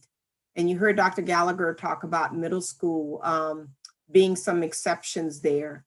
The uniqueness we have with our special education programs with this is that we're looking to the safety guidelines that are put in place, but we're also aligning that to IDEA, which also comes with some additional roles and responsibilities we have to those unique groups. So as we go through this model, we're coming with that in mind. The other thing that we are considerate of in this model is we have some students who have some more significant cognitive needs. And so, so while this says the phase 1 model, you'll see AM/PM model, similar to some of the details that Mala spoke to. The other things that we have to consider with more specifics is, of course, things like transportation and some other unique needs that students have. So as a part of this process with being proposed, we will be reaching out, as Dr. Gallagher talked about in some of his remarks, to our families specifically. And the purpose of that is to provide some additional details to families so we can get also some additional details about their needs. And this information, along with our school psychologists and some of the other district special education administrators, as well as case managers, will be taking into effect and then work collaboratively to come up with programs that may be more unique and specific to particular students' needs. So this is the overarching model, but some of those details I just spoke to you about will be also considered in finalizing a student's program. Next slide, please. The other unique population we have our preschool. There are also students in special education, but due to some of the early education services we provide, we look to our current model, which was prior to closing, and looking at Fridays being prep time, IEP time, staff development time. So we kind of maintain that for some continuity. You'll also see for daily instruction is 8:30 to 10:30. That is the time being proposed. Some other unique pieces that may come in this model as we go through that is students at this time we're showing on the screen would be Monday, Tuesday, Wednesday, and Thursday. But based upon needs, number of students, because our population changes throughout the year with assessments, we may consider students coming 2 days a week as the little ones get acclimated to their programs. And then ultimately, this would be the schedule that the students would be participating in each week. Next slide, please. And then we have our state preschool. And our state preschool serves some of our most needy types of students who need that early intervention services. And so you'll see here, there's an AB model. Again, this would kind of be the phase 1. And the whole purpose for this was, again, to get the students acclimated to being in school, because for some of our students, they've actually never been on our campuses yet because we get them at age 3. And so we need time to just acclimate them to being in school. What does that mean? What are routines? This is all new for them and for many of their families as well. So giving those students a little bit more time to get situated. And then ultimately, the earlier model that I talked about for the SDCs, the state preschool students would ultimately have that type of model as well. And so there is some uniqueness that goes through the programs, but ultimately, we must consider the individualized plans of our students. And so with that, next slide. And I'm going to turn it back over to Ms. Ahuja. Yes. Thank you. So this is a really quick update on the middle school model, which is a work in progress, as Dr. Gallagher mentioned. And this is just highlights some of the schedule development considerations. Safety is definitely hugely important. We also know that social distancing is even more important for us to consider with the years between of the grade 6 to 8 students, and also looking at their schedules and the passing period. So safety is huge in case of middle school, even more so. And so taking that into consideration, definitely prioritizing the core subject areas. All subjects are really important, we know that, but really looking for future success of our students, looking at how important it is for them to have the literacy and math instruction. Definitely beginning with 6th grade and then moving up to 7th and 8th is in the works, and ensuring that there is a comparable schedule across both the middle schools that we have, in terms of programming, in terms of the preparation and planning time, and also the instructional minutes. So those are all the considerations that are being taken into place as we are developing the middle school model. And Jeremy Nishihara, would you like to add to that? Yep. Thank you, Mala. And Mike covered this, or Superintendent Gallagher covered this at the beginning. We are looking for supervised learning opportunities at the middle school as well in the meantime while the planning is happening. And I do want to just acknowledge the hard work of our administrators from CMS and SMS, as well as the middle school teachers that we've pulled in to try to work on this. I think, to be honest, we've been trying to take kind of the whole thing at one big bite. So I think with the new direction, we're going to take a half step back to get some more momentum going in. And we are dedicated to thinking flexibly, with flexibility, as well as kind of creatively to meet the needs. So I just wanted to acknowledge the middle school task force as well. So, and that's going to bring us to safety. So I'm going to hand it back to Tasha. Okay. As our principals have outlined so well, safety continues to be utmost importance to us. So in all of our decisions, our considerations, we're looking at these layers of safety. This is a visual to kind of all the different types of things we're thinking about as we're planning. You'll see here testing and screening, the protective equipment that actually has been provided at our schools. We'll talk more about each of these particular areas as we go through the presentation. Next slide. So keeping us safe, as we've talked about from the very beginning, being sure we have the personal protective equipment that we need.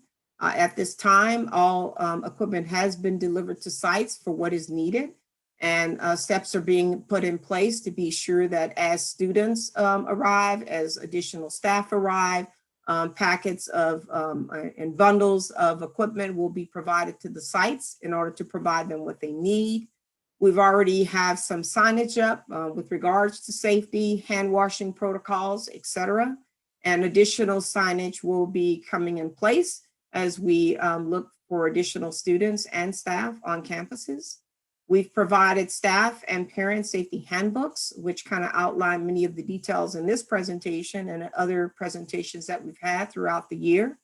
And then we are working on student health screening so that can be tracked digitally. Currently, we're doing that via paper screening forms, and we're researching additional options with that. And Jeremy will talk more about that shortly. Next slide. What has the equipment included? Here's a list of some of those items here. I'll just kind of emphasize a couple of additional items that we have been providing. Disposable gloves in some of our areas, like for our preschools or in our special day classrooms, or for our assessments for some students who may have more significant needs. Gowns and booties, in particular in our preschool programs, as we have to do diapering for some of those students. Next slide. And with that, I'll turn it over to Mr. Jeremy. Thank you, Tasha. If we recall, we brought a MOU to you at the beginning of the school year with our partnership with the El Camino Hospital District. Again, I wanted to acknowledge them for reaching out to us and providing a valuable resource to our employees. So I'm happy to report that staff testing program has been going on since the beginning of the year. Want to say roughly almost we're approaching 500 tests being administered over these first 3 months of the school year. However, this is the in-person returning planning. So how that will shift is we are going to, we're investigating a company called Curative, which would allow us to offer more frequent on-site testing for the staff who are reporting to the school site. So the Curative model is a supervised self-administered mouth swab. And so again, it's contactless in the sense that the individual is the one doing the swabbing and then places it into a container, which then is dropped into the testing thing, which is sent off. So there is no employee actually making contact. So that's why we call that contactless. I did have a question like, how can you do a contactless COVID test? It's not, space, it's the person doing it themselves. Again, I think we've mentioned it before. We are hiring additional health assistants to make sure that we have health assistants at every site as part of this returning plan. And I think this would be one of their primary responsibilities, is to help oversee this potentially bi-weekly testing of staff. Students, we know that with students returning, and it actually is a great resource to be able to then shift the El Camino Hospital resources, our 2 dedicated times a month, to make sure that's available to our students. I've received actually directly a lot of questions as I've presented this concept, and we're going to try to prioritize, obviously, for students who would be returning in person, but there is value to having this testing, I guess, COVID testing available to our students just in general, especially as we come out of the holiday season. So we're going to try to encourage that for students who would be returning in person, but also I don't know how we would be able to only make it for them, just because it is a valuable resource. One thing is we cannot mandate, because again, the parent and guardian has the right, medical rights over their child, but we'll do our best to communicate that. And so we will be bringing a amended MOU to you on December 10th from the El Camino Hospital District, which is going to allow us to then divert these resources. So keep an eye out for that. Oh, in addition, working with Aaliyah already on identifying other community testing for our students as well, just to make sure they have as much resources as possible. Tasha touched on this a little bit. Our symptom screener, we know we will need to scale up a new solution. Right now, our staff that are reporting to site utilizes our screener, but we want to make sure we have an all-encompassing application for that. The key components we're looking for is to make sure that it has an electronic component, so where we can remind parents to complete the screener for those cohorts that would be returning. In addition, it has to be flexible enough for us to have the access to information both at our planned entrances, our controlled entrances, where we're able to verify the screening. And then the last check would be the classroom to make sure the teachers who know which students have cleared their screener per cohort. And so those have been our criteria that we've been evaluating a number of applications. And I'm happy to say that I think we found a solution that's going to meet all of our needs. And so keep an eye out for that as well. Yeah, I think that's all I wanted to say about that. Oops. Next, I want to hand it over to Rob, who's going to talk about the next aspect of our safety layers. All right, good evening, board. So I want to give you an overview of what you would expect to have campus feel like or look like when you approach it and then make your way to the classroom. When you are on campus making your way around, the requirement remains in place to maintain that 6 feet of distance, and that's particularly important as you're migrating around campus and when you're in gathering spaces. We anticipate increasing the amount of signage around the campus right now because there's very limited folks on campus. We haven't put up a significant amount of it. And throughout this process, we've learned that if anything is constant, it's change, and the signage has continued to change as well. So we will make sure we have that up well in advance of the direct in-person instruction resuming. And then depending on how many kids we have coming back to the campus at a particular time, while we love all our campuses, they're not all designed equally, and some of them have different amounts of entrances to them. So again, depending on how many kids you're going to see come to campus, and how quickly and efficiently we can process those points of entrances, that's going to be a driving factor to how many entrances we have open. And if we are not able to efficiently manage with the number of entrances we have on that campus, we could even look at something such as staggered starts to get people onto campus, into classrooms, and really to minimize the crowding. So once you get into the classroom, the teacher's desk is most likely going to be situated in the corner of the room, 6 feet from the closest student's desk. We have set up a couple of test rooms just as examples to see how furniture would lay out in both the upper grades and lower grades at an elementary school. And really with that, the goal was to have the student's desk be as far apart as possible and really maintaining that 6 feet. While there's not the mandate in elementary schools for the 6 feet to be there, we do want to have them be as far apart as possible. And then 6 feet of distance is required in middle school. Again, signage would be increasing. We've been working on assembling a little package that would end up going out to each of the classrooms, and that package or box, if you will, is going to contain the PPE that the staff member would have for the classroom, as well as some of the standard signs they'd be putting up in their room that are really more the hands that reinforce the good practices that we know to be beneficial, such as hand washing, covering that sneeze or cough, keeping your face mask on properly. And then just reminding everybody to minimize the sharing of high touch items. Next slide, please. So what goes on while staff and students aren't in the room? Our custodians have been on site, as Mike mentioned, really since the Monday after everybody left campus, because as soon as we knew we had staff coming back to campus, custodians need to be there as well, because they're really the ones that do the significant amount of lifting when it comes to cleaning. So they've all been equipped with electrostatic misters. These are actually some items that we ordered back in April, knowing that the lead time for them was going to be long. They did finally come in a couple months ago. All of our custodians have been trained on how to use them, and they really aid in making the disinfecting process as efficient as possible. So the electrostatic misters, what would happen during a break or between that AM, PM shift of students is they would come into the room, they would disinfect the student desk and chairs, disinfect the sinks, light switches, door handles, and other high contact areas or high touch areas. And then there's also the opportunity for those restrooms that the students were using between the A and B cohort to be disinfected.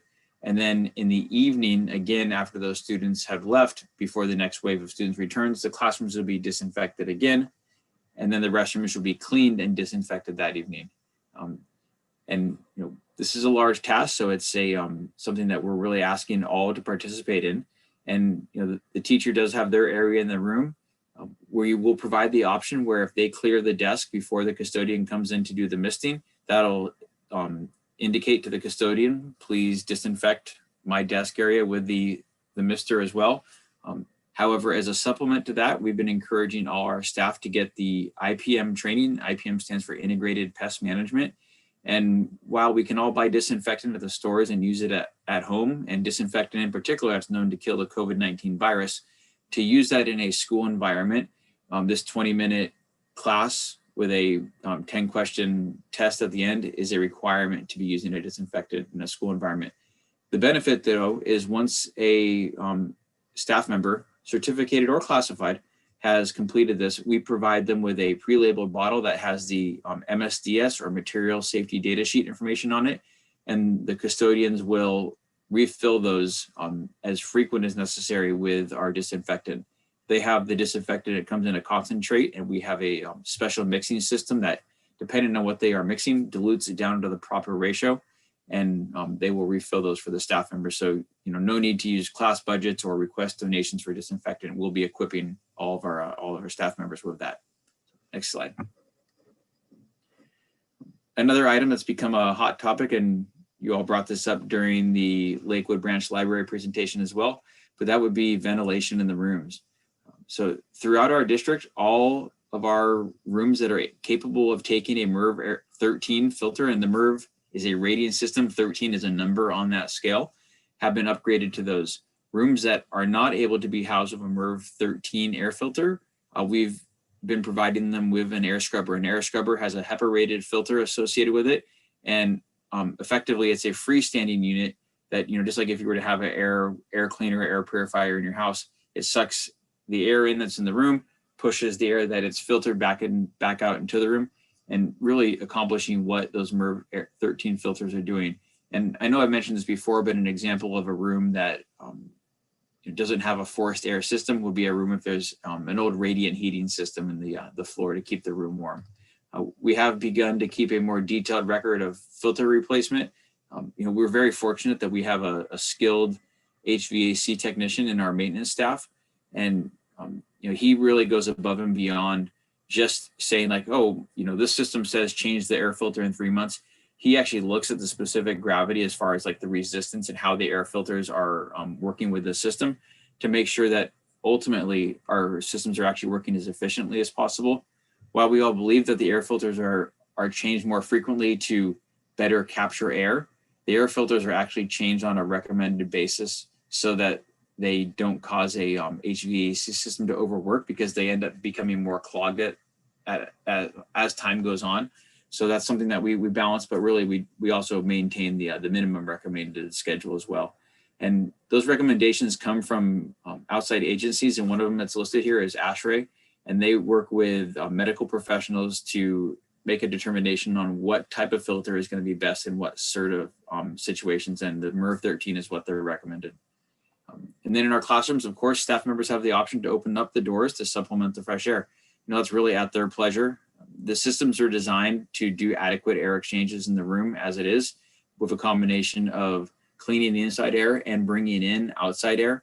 Unlike the systems in all of our houses, which just return air that's already in the house to more efficiently cool or heat, our buildings have that requirement, which originally was intended to maintain lower CO2 levels and keeping the oxygen as high as possible in the space just to create good air quality. Air was drawn in from the outside. Inadvertently, it turns out to have a really nice benefit in the COVID-19 environment as well. So next slide. Then, of course, as I mentioned, all of our sites are not exactly the same. You know, we have 10 very unique sites, and as we continue to work towards the reopening timeframe, we'll be working with the site principals and just site leaders in general on how students are going to get in and out of campus. It seems like requirements and rules around staff break rooms change and flux as the color that the county is in changes. How we're going to get students fed, and then also get students home and back to school. So student transportation is part of the considerations. Really, has to be an all-encompassing plan, and it's something that we're prepared to develop, and it'll be rolling out to the sites here based on the number of kids that we have coming to those schools. So, thank you. Thank you, Rob. The next section is staff and parent guardian communication. So I think since we had our last board meeting on the 5th, we've had a number of meetings, including our staff forums and the community forum. We've met individually with certificated staff, management, and classified in order to clarify our timelines, answer questions, and then each of these meetings, the next day, the staff survey for that classification was deployed. So we are in progress for all 3 classifications: management, classified, and certificated, and the surveys are due on November 23rd. So we're in the process of gathering that data. Dr. Gallagher covered this. You know, our in-person considerations is part of the plan. We want to keep the focus on individual school sites for planning. So what that means is, one option is we could take all of the students across the district who want in person and try to match them up, or really focus on the school communities. And again, we're committing to keep our planning as much as possible to individual school sites. And it is our goal to try and ensure an in-person option at every grade level, at every site, just to make sure that option is available for parents and students. Obviously, we want to minimize disruption of class configurations, and we'll touch on that a little bit. We got me personally got quite a lot of feedback about the timeline that would be potentially disruptive, so we'll cover that in the next section. And we want to try to accommodate in-person requests at the school site. So there was questions like, what if there's an overflow student? We would try to bring the overflow student back to in-person if there's space at that site. So we're removing transportation as a variable, if that makes any sense.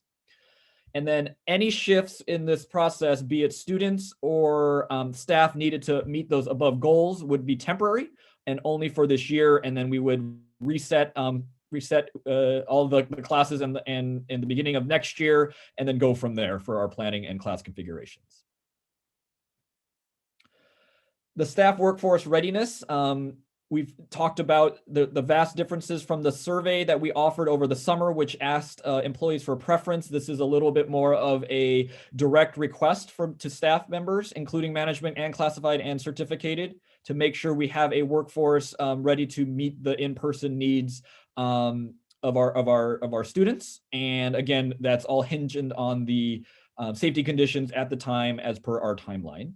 But we did ask kind of a secondary question, because we do know that with other school districts being closed, that it is childcare is really a thing we can't ignore, because that is one of our core tenets, in the sense that we have we have staff members who are also parents, sometimes even in our district. So we really want to make sure we're paying attention to that need, and so not to just offer a binary question that if you have an underlying health condition, if not, then come on back. We really are trying to have an opportunity to have conversations and have an interactive process with all of our staff members, to make sure that we're trying to take individual circumstances into account. And then, as always, we always ask at the end any additional questions or comments, just so we can capture anything that we didn't have in the survey.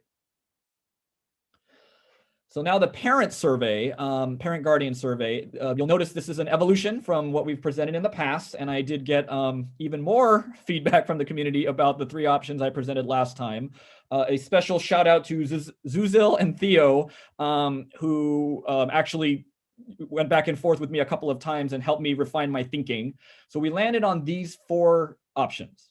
So I prefer to remain, actually, let me start at the top. So using the Panorama survey data as a starting point, it became clear that there were 2 driving forces. Either there's a group of parents saying, I'm not comfortable returning in person. And then there were some that said, I would like to return in person, right? So we're starting with those 2 options.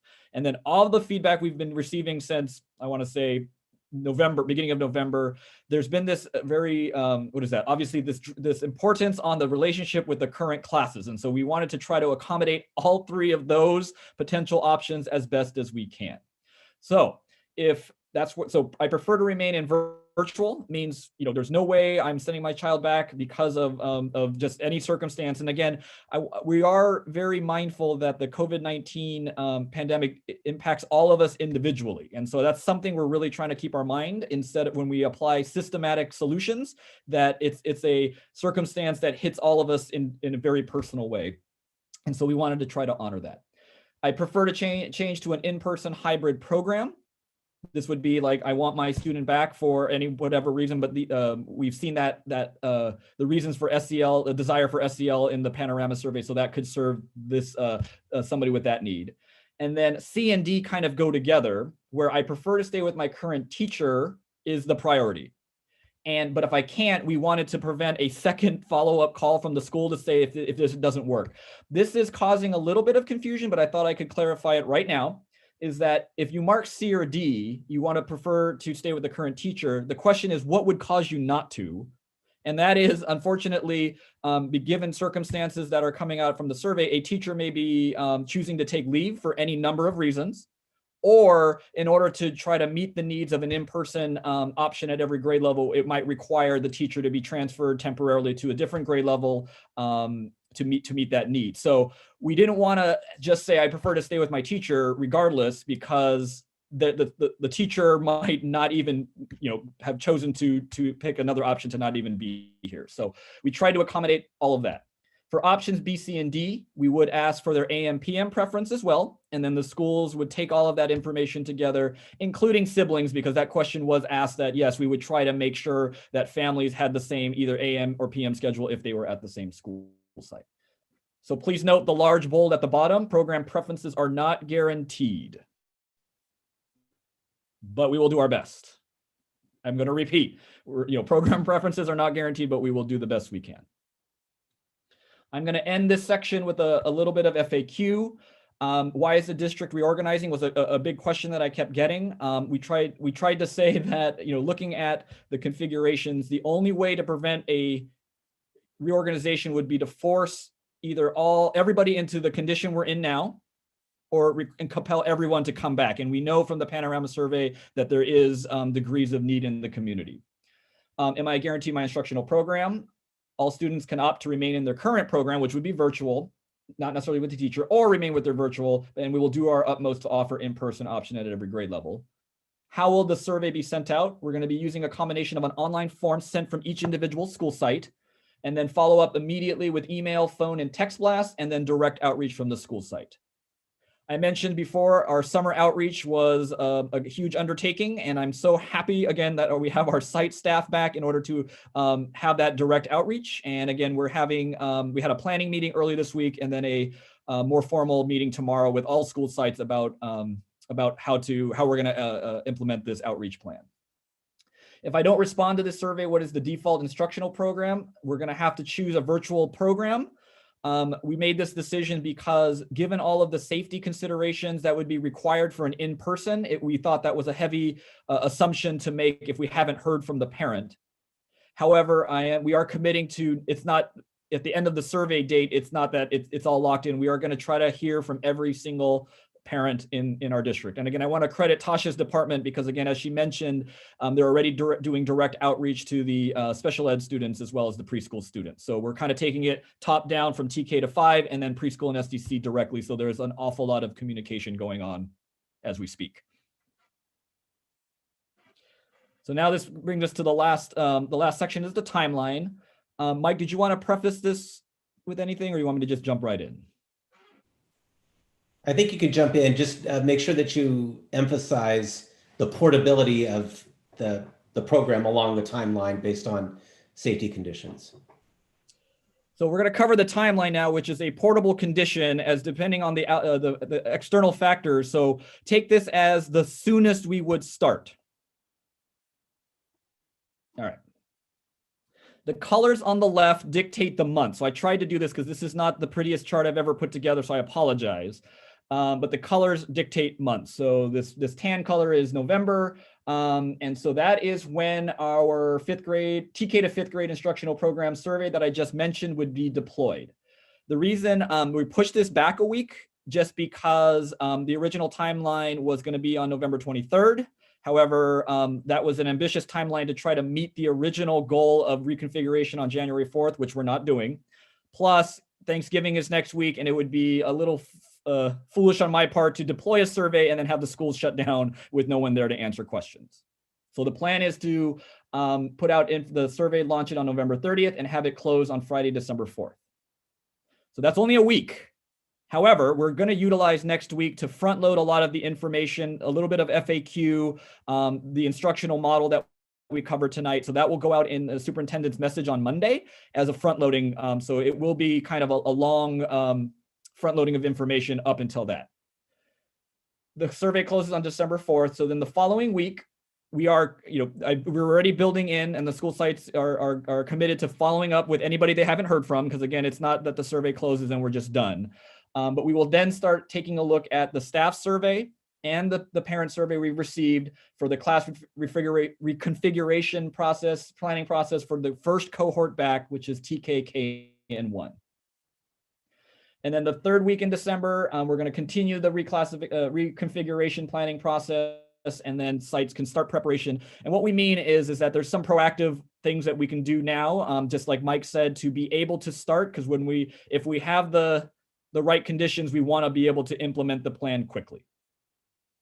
Then Monday, December 21st through Friday, January 1st, 2021 is holiday recess. A lot of the feedback was saying that with any potential January 4th start would impact the holiday break.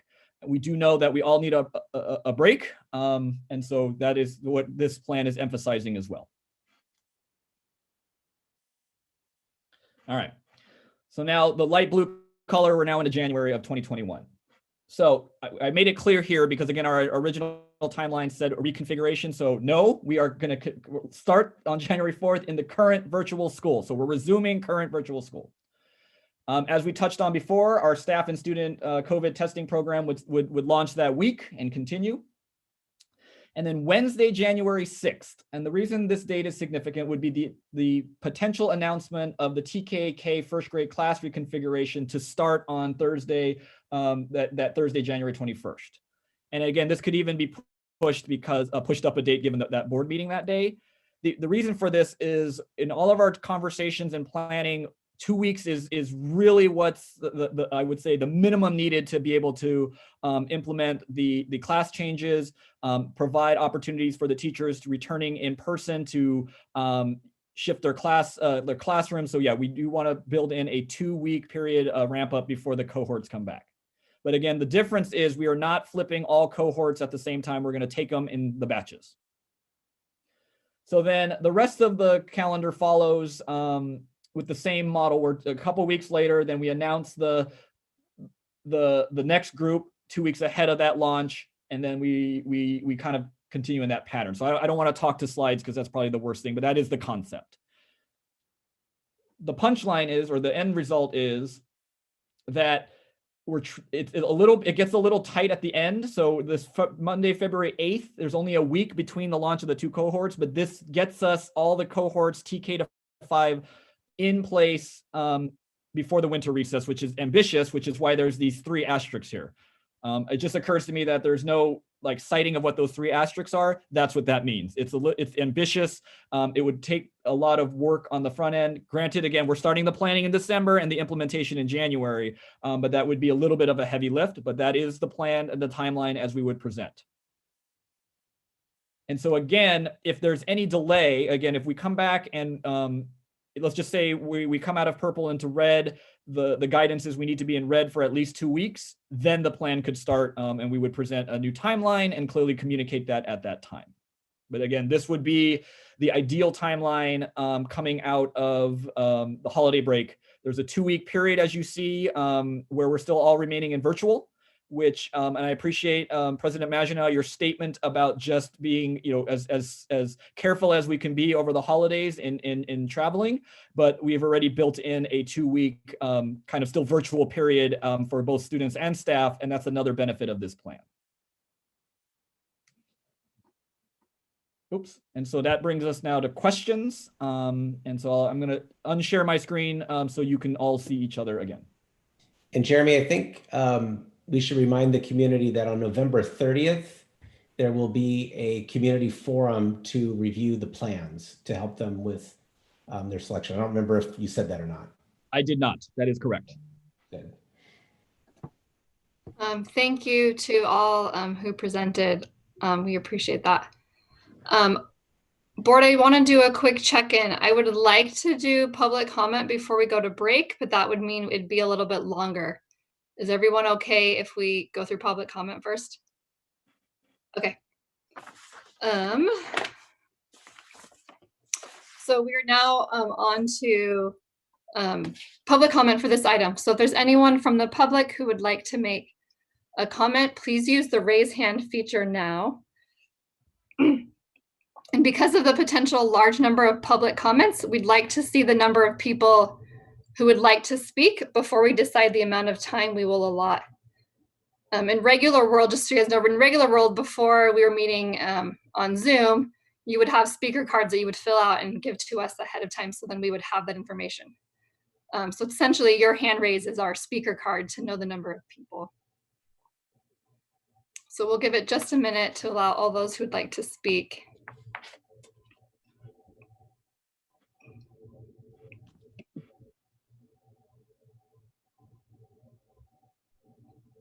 And Aaliyah, I don't know if there's any, I can't see if there's anyone on phone, but what do they do for phone? There's no one on phone? Not currently, but they would hit *9 in order to raise their hand. Okay, thank you.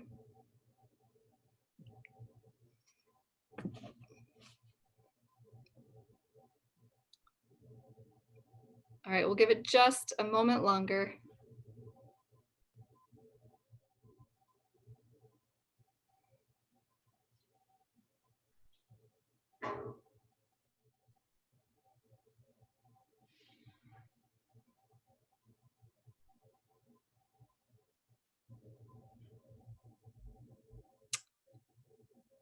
All right, it looks like we have 5 comments.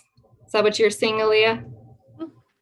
Okay, yes. So we will keep it to our regular 3 minutes, and then Aaliyah, if I can turn you over, and then like you normally do, right? Give the ahead of time, what the order is. Yes. Thank you, Aaliyah. You're welcome. So first we have Emily Tripiano, then Leah Brunnings, and then Veronica Galvin. Can you hear me? Yes. Okay. I have attended every board meeting since July 1st, so I thank you for your commitment to this process. For me, reflecting on the reopening of campuses for in-person learning is trifold. From the teacher view, our SEA has been doing a rock solid job. Thank you. From the personal view, simply put, I'm not comfortable returning to in-person at this time due to health and safety reasons for me and my family. While some teachers have medical reasons, childcare reasons, or may be able to take leave, not everyone can. And my empathy is crying and stressed for those of us with options, and even more for those without one. For my focus, though, I want to share my thoughts on the shortfalls of the current hybrid plan for our students and families. For families that need that 8-to-3 structure of in-person school because they are first responders, essential workers, or unable to have an adult stay at home, this plan is not a solution. For students that academically need small group instruction currently being supported by breakout rooms, this model would not be able to provide that support due to seat configuration with 6 feet of distance from the teacher and each other. For students who are currently struggling to access asynchronous work, This would now be more asynchronous work with less support and less structure. The current hybrid plan does not help those students. My question is, what happened to the on-campus learning pods? Starting with a few and growing more. Currently, not all campuses have one yet. A full day version would provide support for families with the need for a full school day of in-person support. This would allow for small group collaboration work and instruction to continue in our virtual classrooms. And it would provide the support during asynchronous time for those students currently not being able to access it. Thank you. Thank you, Emily. Next up is Leah Brunnings and then Veronica Galvin.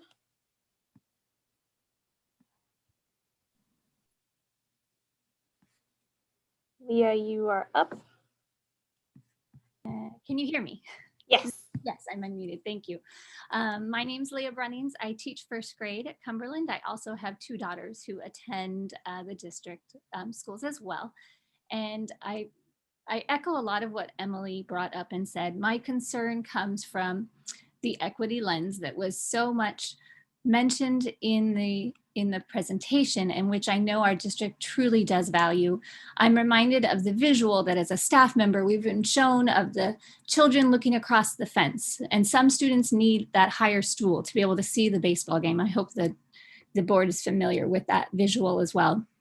And the plan that I'm seeing presented really surprises me that we aren't looking at maybe stepping this progress as a really focusing on the group of children who need the supports, because this is being offered to all. But truly, should we be offering the same plan to all of our students at this moment, considering all the considerations that we have? Has there been any sort of exploration into a plan that really does target, as Emily mentioned, many of those needs of those families who need more than this plan will offer? Which also leads me into the equity lens of our staff. The survey that Jeremy shared does not offer an option for the staff members to truly share all of their preferences. If they do have a medical need, yes. If they have a childcare need, yes.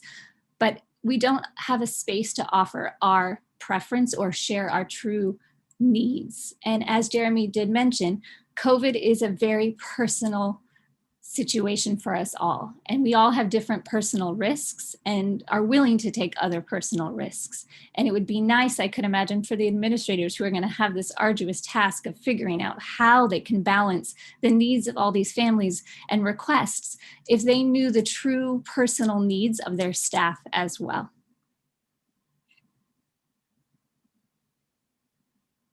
Thank you.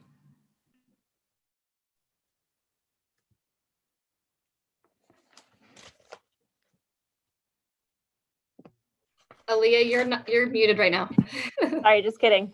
Thank you, Leah. Next up is Veronica Galvin and then Heather Ng. Hi, I'm Veronica Galvin, an STC teacher at San Miguel. I want to start off by clearly stating that I'm not just speaking for myself tonight, but rather for every STC teacher, student, and family in our district. I want to also say thank you to Dr. Gallagher for stating very clearly in the SEA and district meeting last week that in-person instruction would not begin at any point that we remain in purple. Despite this reassurance last week, however, it was shared by the district SPED leadership at a psych meeting recently that STC would be returning to offering in-person instruction beginning January 21st, no matter what color tier we are in as a county at that time.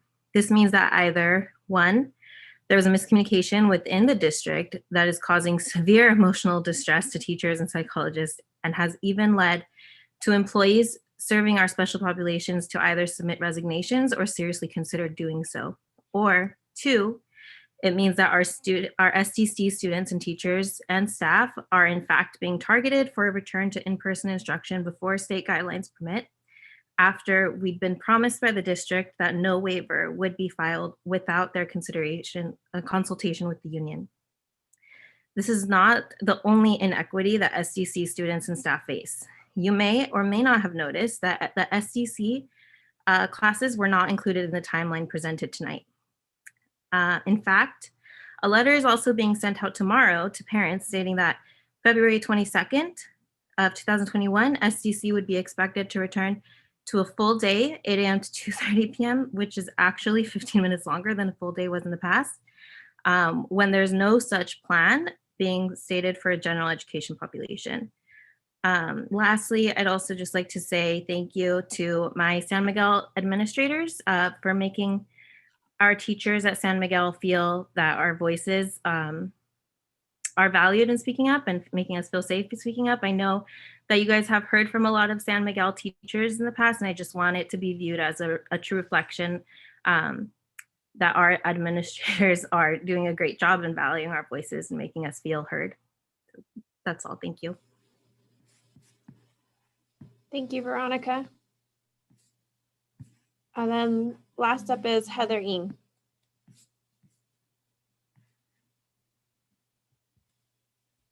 Heather, there you go. Yeah, sorry. Hello.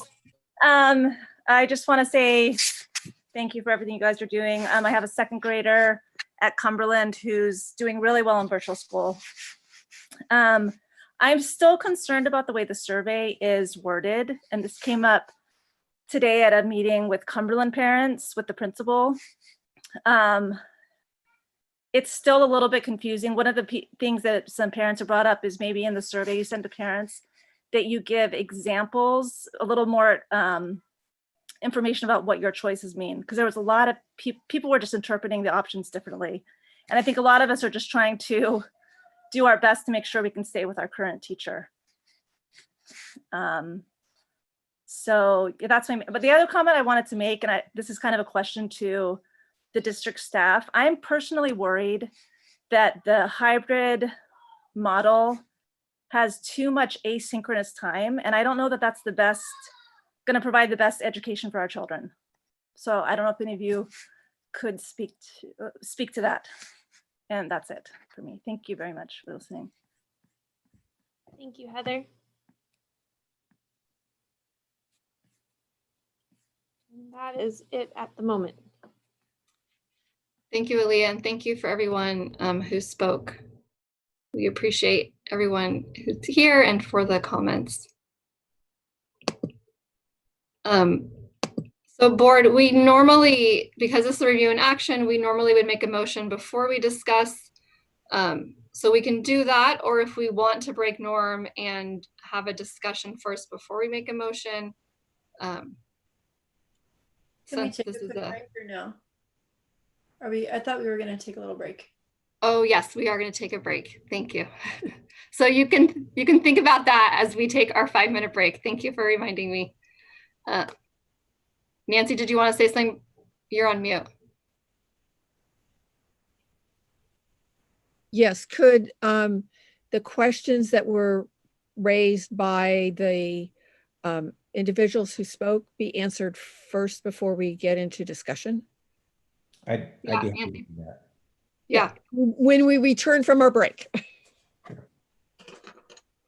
When we come back, having those answered first, that's what you're saying. Correct. Yes, please. Yes. Okay. So it is 9:18. So we will come back at 9:23. Thanks, everyone.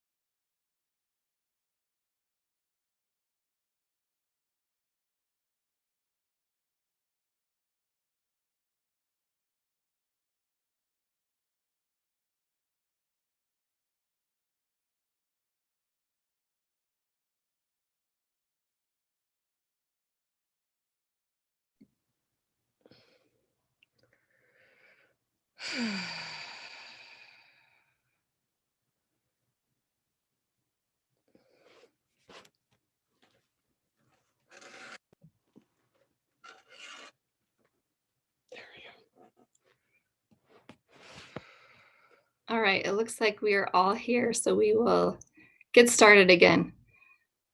Nancy, do you want to kind of reiterate the questions and then staff can answer? I have some of them written down. I have a couple of written down, but I wanted to. One of the questions regarded the survey that was put out and the belief that it did not include a section that was asking teachers' individual thoughts and concerns about where they're at in the process. I'm paraphrasing. Yeah, but Jeremy, that one. Yes. So again, the survey question 2 was designed to try and address that. And again, I'm going to read it. I have a circumstance, parenthesis, i.e. childcare or other concerns that may prevent me from returning to in-person instruction in January. And then again, pair that with question 4, any additional questions or comments. In looking at the preliminary information coming in, that's where I'm finding a lot of, the comments and kind of the gray area that Leah was talking about.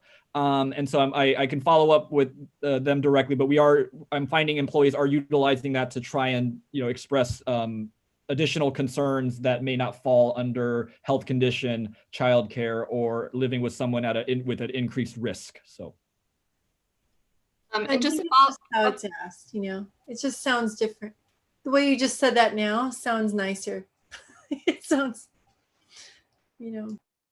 Just a follow-up with that, Jeremy, if there are teachers who maybe feel like they weren't able to articulate some of that in those questions, what is the best way? Should they email you? Should they email their principal? What would be the best way if they didn't get that information in there to pass that on? They have several options. Number one, I would say the survey is still open. So if they still have the link, they can actually update it. The permission click is smart enough for them to update their current status, if they will. They could always just reach out to Mary Beth or myself. And again, we've received dozens of emails already. And then I guess the third, I guess we're trying to prevent the conversation to the site principal at the moment, just because this is a district survey and a readiness component. So maybe those are the 2 options. So. Great, thank you. Nancy, I'm not sure if this is on your list, but the question about SDC starting, I was curious about that, if SDC can start if we're still in the purple. Yeah, let me take that one. And there some lack of clarity has kind of arisen around that. And so I really appreciate Veronica bringing that up. That's how we can clarify things. So thank you, Veronica, for that. Yeah, we can't begin any in-person instruction. That's kind of what the law says when we're in the purple tier, which is what Veronica said. So she's accurate on that. Where the confusion comes in sometimes is that we can provide assessments and targeted supports. And in fact, the challenge is with students with IEPs that we're required to provide those assessments and targeted supports. So Tasha can elaborate on this if she'd like. That's the challenge. And so we're going to need to work with our special ed staff to meet the goals and the mandates of the IEPs while still adhering to the safety constraints of, for example, the purple tier. So yeah, the direct answer is we can't start classrooms, but IEPs may dictate that we have to provide some supports and additional and assessments. Did I catch that right, Dr. Dean? Yes, that is correct. And the targeted instruction, which is interesting, is education. So I can see where there's confusion. But according to the laws, and also even within the public health notices that they give us, they actually provide specific guidelines on guidance for cohorts. And one of those groups is students with special needs. And it actually identifies most of the related services. And in particular, it talks about targeted intervention supports for students. So in particular, as we've outlined some of the equity issues, even when we talked about, you saw number one on that list was specialized academic instruction or students with IEPs. So we actually have a legal and also somewhat of a moral obligation for students who are not accessing their education as effectively to provide that support unless the health department says we cannot. And at this time, that is not what they're guiding us to do at this time. So no SDC classes, but targeted supports as mandated in IEPs. Right, and where the confusion comes with that is those supports have to be done by people who are licensed and credentialed to provide the services. They can't be provided by anyone. They have to be provided by the OT or the speech or whoever is licensed or credentialed to provide. So for lack of a better understanding, it actually will be within a classroom that those students are assigned to unless we have to reassign, but that's something, of course, we're trying to avoid. Thank you for that clarification. Yeah, and I also think there was a question about starting at all, or why are we starting at all when everybody's aware now that we're in the red tier. And I think it was a question of timing of when information went out and the clarity that we were placed into a red tier recently. Are you meaning purple tier? Excuse me, purple tier. We move backwards. Right. Nothing has gone out that we are officially starting, but the same timeline you saw with the January 21st and the January 25th for preschool programs, since they're off on Fridays, those two different dates, that is still the target. If we're not able to provide it at that time, we won't. The full day option actually doesn't begin until like February, I think it's 22nd, which would be following the winter break. And so the idea is that we're doing a phase 1 and a phase 2, if you will. So if students are able to demonstrate and be successful at that point, then moving to full day. The other distinction we have for special day classrooms is that those classrooms have 12 or fewer students who are actually enrolled in them. And then in addition to that, we have not even gotten information from parents. So that number of 12 might even be lower because parents may decide that they don't even want to send their students. So when we look at the safety guidelines that have been presented to us, essentially those students would have no reason to have an A and a B cohort because they actually would be one cohort that would be small enough to be there the entire day. I think there was another question regarding about why the district's decision to roll this out to everybody. That was from Leah. Yeah, well, as far instead of just looking at people who might need it more, like whether it was the family, it should be like essential. The two questions kind of roll together. One was like about talking about the family and essential workers, and one was talking about kids who need more. Like, why does everybody get an option? Well, I think the main thinking on that is we need to serve our community. You know, I think our priority will be with the students that we identified with the highest needs. You know, I think we need to look at all the data. I think there's a lot of understandable, I don't want to trivialize it in any way. There's a lot of understandable concern about classes being unnecessarily disrupted. When actually what I sense we're going to get back in terms of data is that families want to stay with their current classroom teacher. So we're not going to unnecessarily upset that apple cart just to do it, but we will do everything we can to meet the needs of the targeted kids. So I think we're going to have, once we get the data, we'll have a better idea of what things look like. But again, what I suspect is many families are going to want to stay with their current teacher. And what I suspect is that many teachers are going to be, some probably not, but many teachers are going to be happy to stay in the current environment, especially if they get to stay with most of their own kids. So we just have to get all that data back before we can really sort that out. Then the last thing I have written down was from Heather, where she's asked, she said she wanted it, but she was saying, she was asking if we're going to be giving them more specific information of like examples of what the choices mean.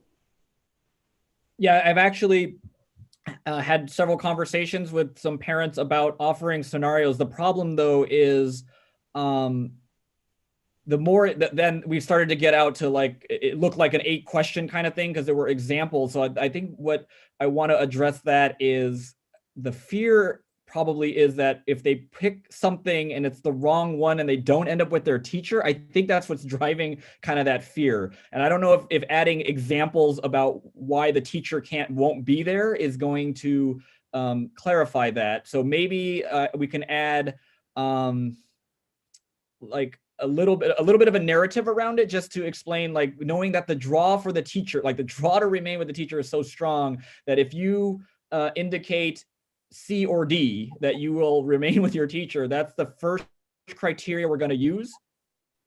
Except I don't want to get confused, because if you mark A and it was the virtual assignment and the teacher is virtual, you're going to be matched with your classroom teacher anyway. And so I guess that's maybe my conundrum. The more clarity I try to provide for another example, it actually then makes the other one a little bit different. So I took some notes about what she was saying. And actually, I had a good conversation with Lori Carlson today. And I think the answer to that is to provide a little context, but not add anything additional to that. Where we are saying that the first criteria we're applying is matching students with their teacher. So.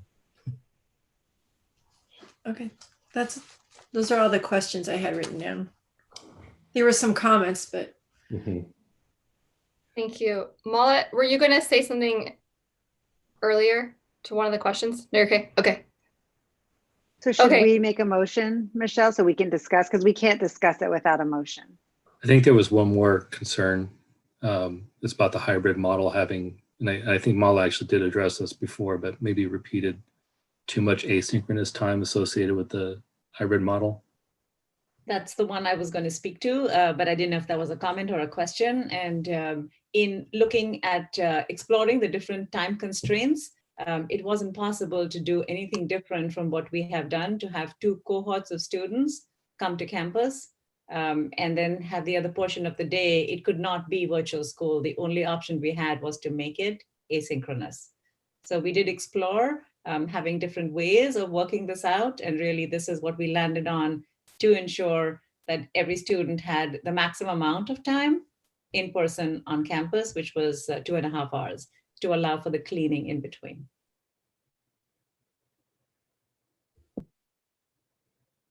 Thank you. So yeah, if we want to make a motion and then discuss it, as a reminder, motion doesn't necessarily mean that's what we'll end up with. It's just for us to discuss it. Sure, I move to approve the instructional plan. You want to do it, Reed? Go. Yeah, I'll go. I'm going off the board. I'll make the motion. I move that we approve the instructional plan and timeline for students returning to in-person instruction. Do we have a second? We need a second. I'll second. Thank you. All right, board, questions and comments. Maybe if we haven't, let's maybe kind of do like, if there's any clarifying questions that we had that, I mean, I think some of my questions I had actually were questions that have come through the public as well. But let's maybe kind of go through just if you have clarifying questions from presentation, and then we can kind of discuss comments afterwards. So I think we've got Reed and then we'll go to Nancy. I think that this has been addressed, but I just want to clarify it for everybody just to make sure. But we had originally talked about reconfiguring the classrooms early in January just to prepare for this. And I just want to kind of clarify that that's not happening, that it's not going to be until we actually know that we're going back, especially now that we're in the purple and we have no idea what's going to be happening. That is correct. There's two parts to that. Number one, we're not configuring on January 4th as previously stated, and we will wait till we know that we're going. And then we are committing to transitioning by cohort and not the whole shebang. So, okay. I think that's important to put in the slide deck. I mean, Mike gave us a whole bunch. You gave us a whole bunch of context and information. I think that'd be helpful.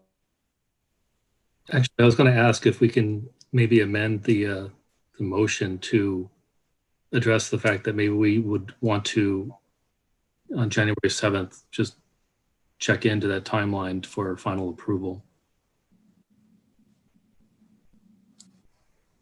That actually might make people, it might, 2 months from now, we don't know where we'll be, right? And we might want to just revisit where we're at with the timeline anyway. And So I guess the question is, does approving it now give staff something that you all need to move forward? Or if it gets approved later, are you still in the same position that you're in now? Because certainly in a month or two, we'd have a lot more information in terms of the environment. But obviously, we don't want to hinder you if there's work that needs to be done. I guess that's what I would think about. I think it's healthy to proceed on that timeline, regardless, but with final check-in on January 7th board meeting. Yeah, to answer Reed's question, as long as we approve the instructional plan, then we can get moving on everything, as Jeff just indicated, along the timeline. I think what Jeff's saying is, as I kind of teased at the beginning, if we could take advantage of the January 7th board meeting, like maybe Jeremy's timeline had January 6th as a go, no-go date. Maybe if we move that to January 7th, that's just one day later, it kind of makes some sense to me, right? So we're checking in with the board, checking to see where we are, and then that's a chance just to do a check-in on the timeline. Is that kind of what you meant, Jeff? Yes, I think you're a little more articulate than I would. So wait, but I'm still a little confused. So does that mean that we still amend the motion to say with a check-in on January 7th, or we just make the motion and we're just saying we will check in on January 7th? Nancy, you're shaking your head. So Yeah. say what you. Yeah, so I believe that the motion can stand as it is, as long as we have the understanding of check-in with the timeline. There's the plan and then there's the timeline. And we need to be able to approve their planning capacity tonight. The implementation has a target, but we don't have the information that we need tonight to affirm that will be the hard date. And the 7th of January is the next time that we would actually be able to assess that in a realistic term for the board to get that feedback. So I don't think we need to amend the motion as long as there's the intentionality expressed in our direction to staff. But I did have a question that was kind of raised in part by one of our speakers, and that's with regards to what is happening with our learning pods and how are we using that, and is that a choice for families? Because I don't see that in the options that we're giving. So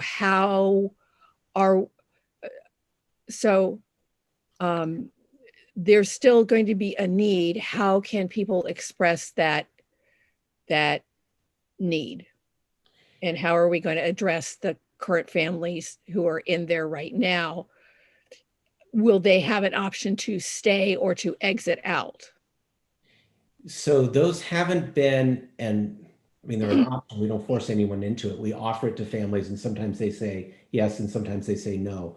But it's really very targeted at students who need it. So does that kind of answer your question, or should I say more? Maybe I can add something. So Nancy, the instructional model in this case is virtual school. The instructional model is not a supervised learning group or a learning pod, right? So they're still participating in the virtual school model. They just happen to be in person on campus for supervision. So the parent could opt for virtual school, and if there is a need for them being in person due to family situations or needs that principals have identified and worked with families on, then they're the ones that get invited in. Oh, that is certainly a point of clarification for me. How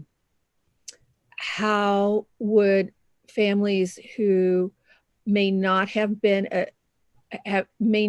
identified yet express to their principal, since it seems like that's outside the domain of this particular survey, that they have a need and consideration that we might not have seen.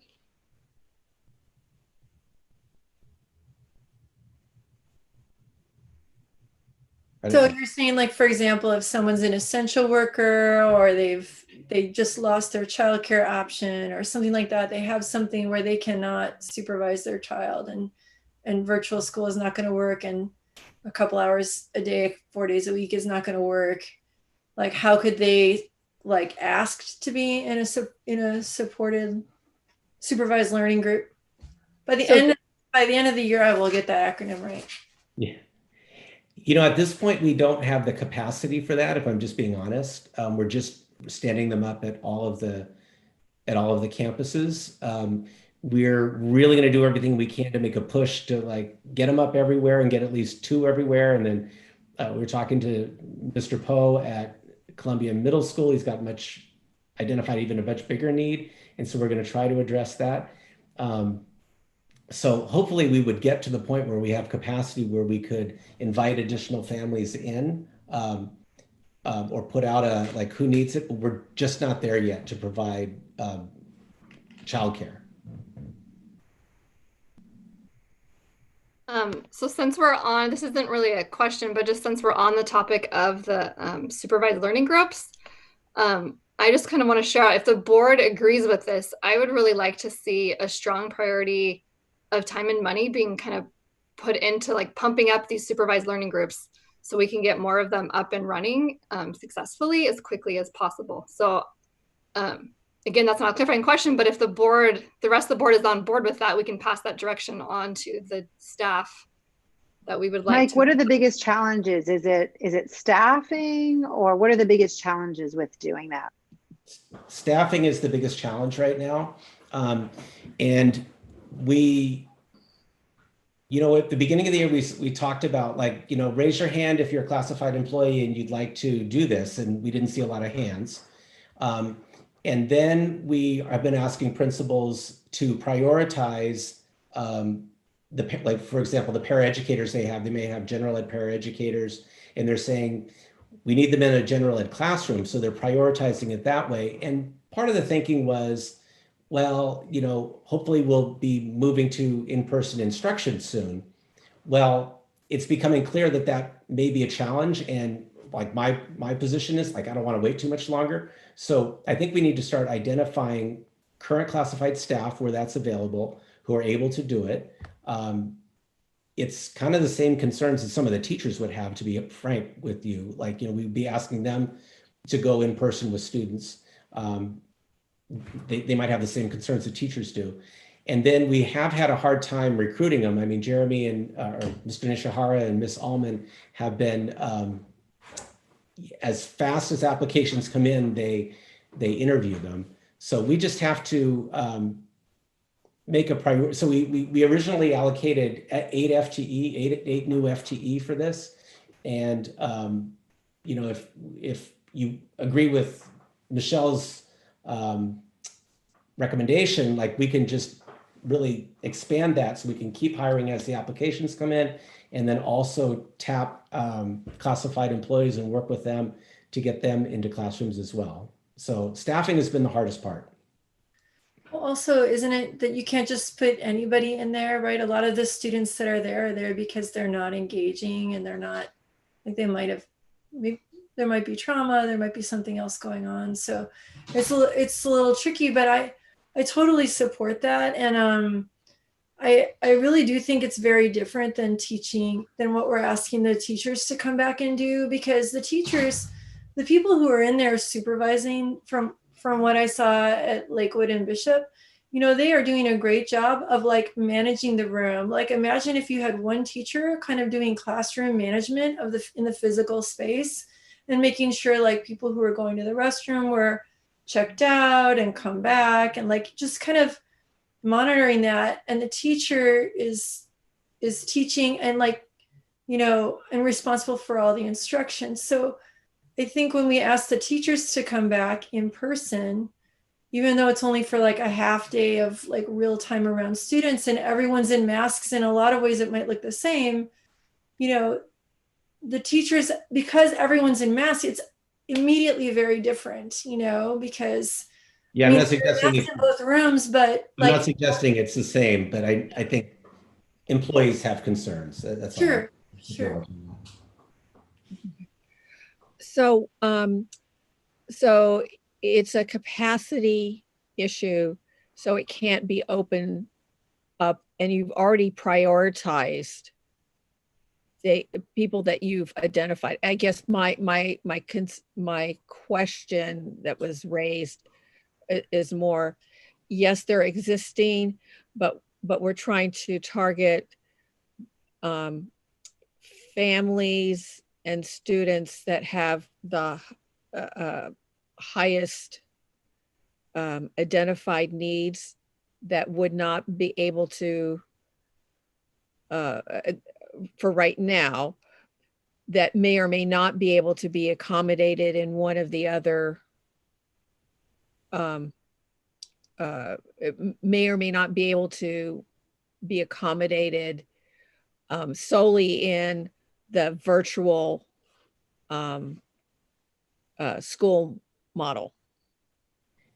Yes, and in the best cases, the teachers and principals know who those kids are, right? I mean, that's what we find, especially, yeah, in the best cases, that's the case. Okay. Well, and if we make this if we make this a priority and a focus, it's still going to be challenging, but then we can get more of them up and running to have greater capacity, right? To serve more of the students in need. That's the idea. Would we be able to continue those through summer school? I know it's a little farther down the road, but is that, or do they end it? I guess that Summer school's on different, is a totally different topic. Right, Bridget, if I can answer just real quick, yeah, the work year calendar for the paras would end, and we'd have to we'd have to bring it back on contract to support. So, but yep. So you talked about childcare. So this invites a conversation. Are we going to be reaching out to our childcare providers and let them know what we've decided about scheduling and whether or not they can accommodate families that are currently in their program, and whether or not they have capacity for any additional opportunities to serve? I can speak to that. So I have been in contact with our child care providers, and there's a couple limitations on both ends depending on which child care provider you're speaking about. But they do believe that the model where if a child was to leave for a portion of the day and then return to their program, that's something they could accommodate. Okay. They're already on the campus there, so they would leave where they are, migrate over and come back and finish out their instruction, either the asynchronous or if it was an online learning day for that particular child. And then as far as capacity goes, that's really something that's driven by the need that's out there or expressed need by their families. And at this point, when I, unrelated actually to this specific topic that we're discussing right now, but just in check-ins and asking them, if there was space, is there a wait list? Is there need to, serve more families? And they haven't said that they have a overbearing list or anything that the need is there. So it's kind of a two-tier question there. Okay. And do we have childcare at all of our sites yet? We do not have a replacement lined up officially for Lakewood as the YMCA makes their way out of there. Okay. However, we actually just last week, I toured the facility with a potential child care provider and actually have already began conversations with our legal counsel and have a draft lease in hand. So everything's all queued up and ready to go. And then I think they want to do some serious evaluation too, because expanding in this climate can be a challenge for them. But we have some thoughts on how to make that be a successful launch for them as well. So more Okay. on that. And there's still, we're still referring families to the County Office of Education to their child care portal that's open and available for all families. I continue to see information pushed out about that for those needs too. Yep. I had a question. Go ahead. Okay, so I have a lot of questions, but I'm trying to just get them down to a couple. And one of my big ones is I'm just wondering, have you had the opportunity to tour any sites that are open? Like we did when we looked at the sheltered learning groups. You just kind of go on the outside. I know they were talking today at the county office where it's difficult to go and tour places that are open, like schools, because then you're immediately disrupting the cohort numbers that they have approved. But I did talk to someone who had been to one school, and I'm just wondering if people on the team who are planning it have been to any yet, who are operating under this kind of, model or a model like this. You mean like school programs? Well, where everyone's in a mask and 6 feet apart. I have visited Yes. 2 programs, but they're not operating under this exact model because Right. they're operating under a slightly different version, which is the teacher is teaching the students that are in the class, and also there's a camera on, and there are students watching online. Half the class is in person, half online. And I've seen that in person at 2 schools. And so I'm wondering how, because, I talked to someone from another school board, and they said they had been on a tour like that. And they said that the school that they went to was outdoor. They were doing it outdoors while the weather was still good. And because everyone was in masks, the teacher had a microphone on, so with one of those little presenter, microphones. And the way he described it was very, very Charlie Brown, wah, wah, wah. And I really, when I look at I love the idea of kids being back. I do love that idea, in a perfect world. But I guess when I envision the space, I worry that it's a little, it's not, the quality of what we're trying to do might not really be there, because I don't think butts and seats makes it a good education, and I know it doesn't, distance learning doesn't work for everybody, but I feel I'm trying to imagine being in a classroom where the teacher faces one way, the kids face another way, and the teacher is talking. I can't imagine hearing some of them, or hearing them in the back of the room, because I need to stay 6 feet away, and all the things that our teachers do with turn, pair, share. So I guess what I'm asking is have you seen workarounds for that, in a classroom, or are the kids just doing worksheets while their teacher supervises them from the front of the room?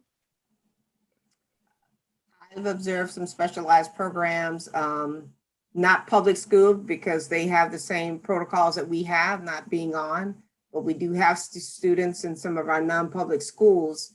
And for me, that further validates this. Also, there's some programs in Napa, and I've been in collaboration with the administration there, and that seems to be working very well. we have some other ideas on how to make this work, but I think the first piece for us is to hear the voices of where the needs are. In particular, as I'm talking, I'm kind of more targeted on some of those special education classrooms. And so we do have a unique opportunity to do that. I think the other thing that we have to think about is we can't think about it how we used to do it. That's very important. We have to think about how we do it now and what the deficits are, and how do we reorganize our instruction to meet students where they are and what they need. And so we have to rethink how instruction happens. And there's more than one way than being close to a student to let a student know that you're present. And so I just think we need to think about some of those ways that you create connections without being right by someone. I mean, right now we're developing connections over a screen. And yeah, maybe it may seem close, but the reality is it's not. So you create the closeness by what you do and how you do it. Not so much proximity necessarily, even though I know good teaching, we talk about that. But the reality is we just have to rethink that. So I have seen it working. It does work.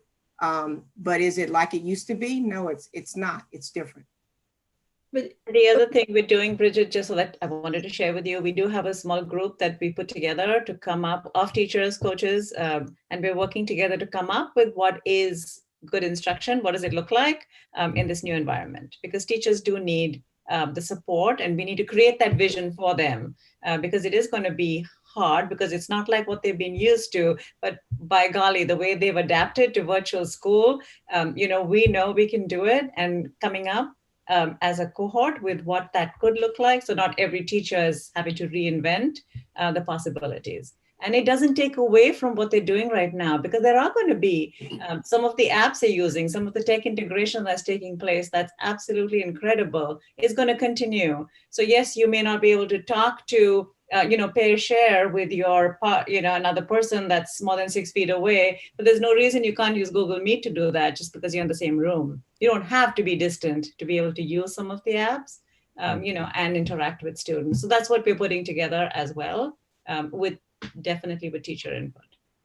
So like that might be useful for the parents to know when they're signing up for this, because I really think that the expectations are very different than what it's going to be like. And I guess I'm really having a hard time imagining it without some visuals. Like I have yet to see, I think, like it would be nice to see a slide or when you go out and you're talking, people have Q&A, like this is what, like a drawing of like, this is how we would lay out a classroom, or like, this is what it, you know what I mean? I feel like that's the part that's missing for me is like when people are saying like, what are we signing up for? Like for me, it's like, that's how I interpret that question. It sounds like maybe it was something else.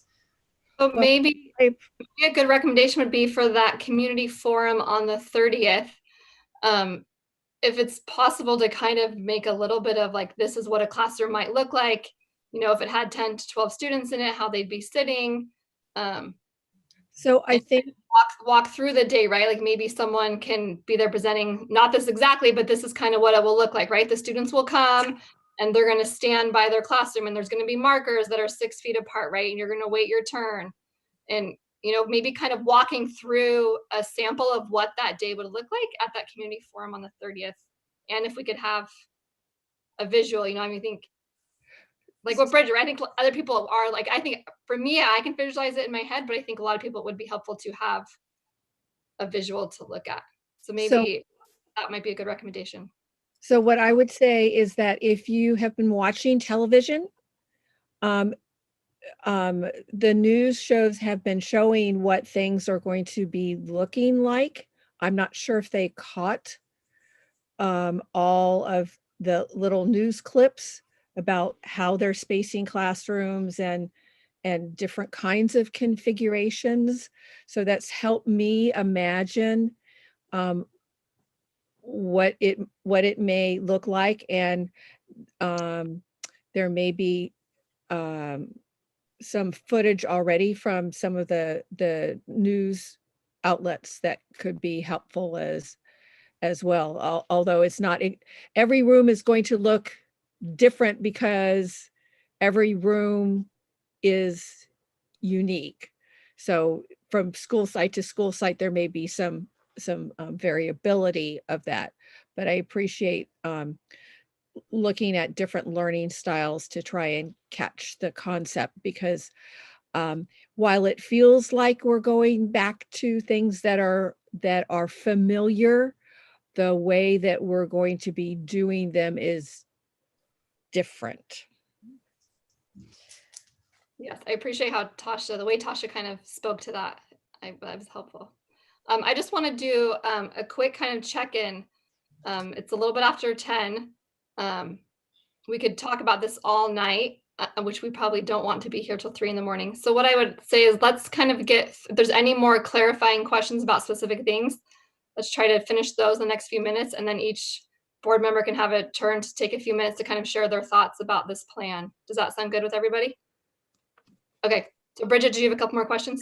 I have 2 questions. One was about like the next community forum. Like, you know, I went into that community forum and I thought that there was going to be a lot more time for questions. And then the presentation was very detailed and wonderful.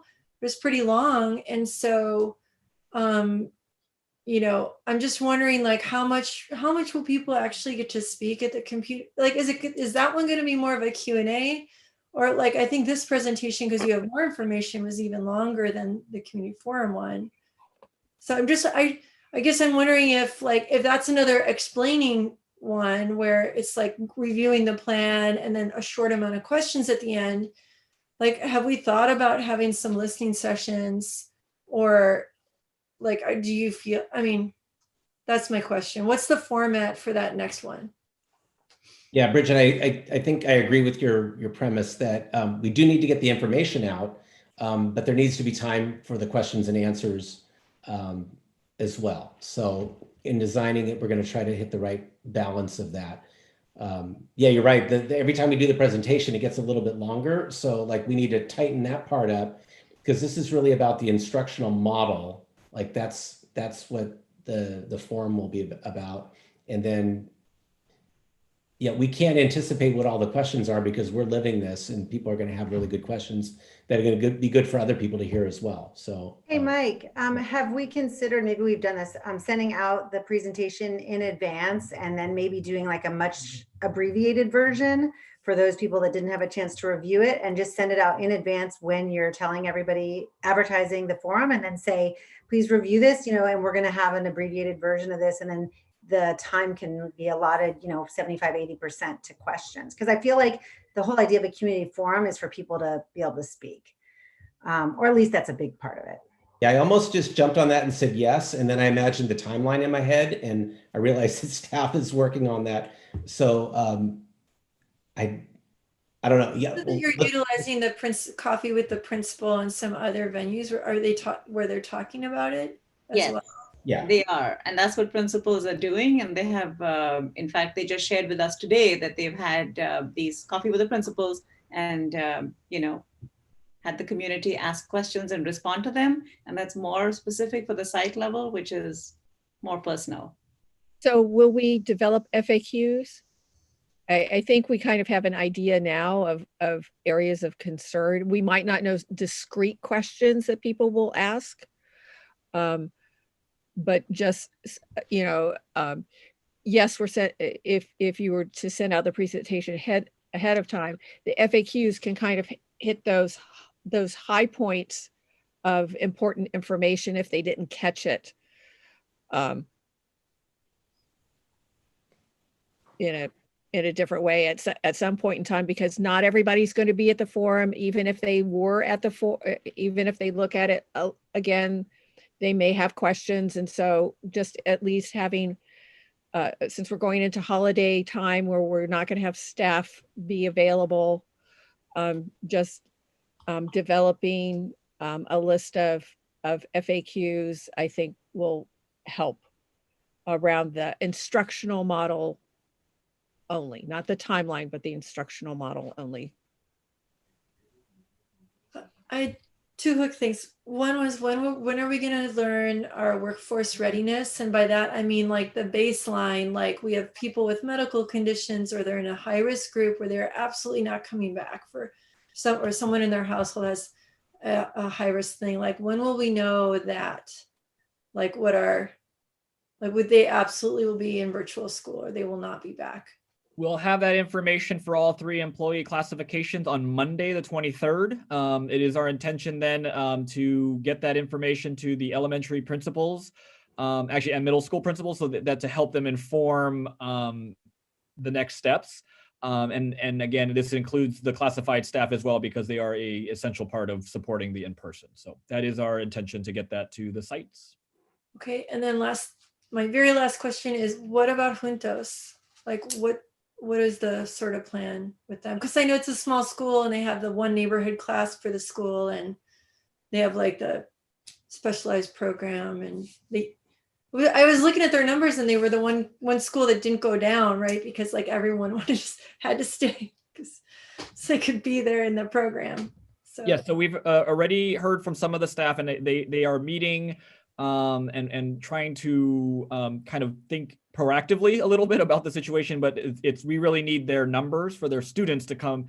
So that is something we're watching pretty carefully, but we've already engaged Nicole and Esteban in conversation. And again, I know his staff is meeting to kind of think about things. So we're gonna support that once we have the data in hand, so. Okay. And again, I think, to be honest, Fairwood's on my radar as well, just as a smaller school with, with 2 neighborhood, 2 classes per grade level is also just something we want to keep in mind as well. So. And Nancy, for the FAQ, I think my understanding is that that's in the process and will may not be finalized because it keeps adding, but we're going to have an FAQ, a new one up by Monday, correct? So Correct. So what I might recommend also is the fact that we're going to leverage Dr. Gallagher's message to the community on Monday, the 23rd, to maybe have, and we're trying to balance the length of it, but it will have kind of a narrative, an explanation of the instructional model, some of the safety highlights. We're going to link the parent handbook. And so we're going to try to make that kind of the key. So if we maybe cobble together our presentation, this front loading of information, the top 12 FAQ in this actual letter, and then have additional FAQ, because Aaliyah's been doing a great job of cobbling together, like we're getting FAQs from all sorts of sources.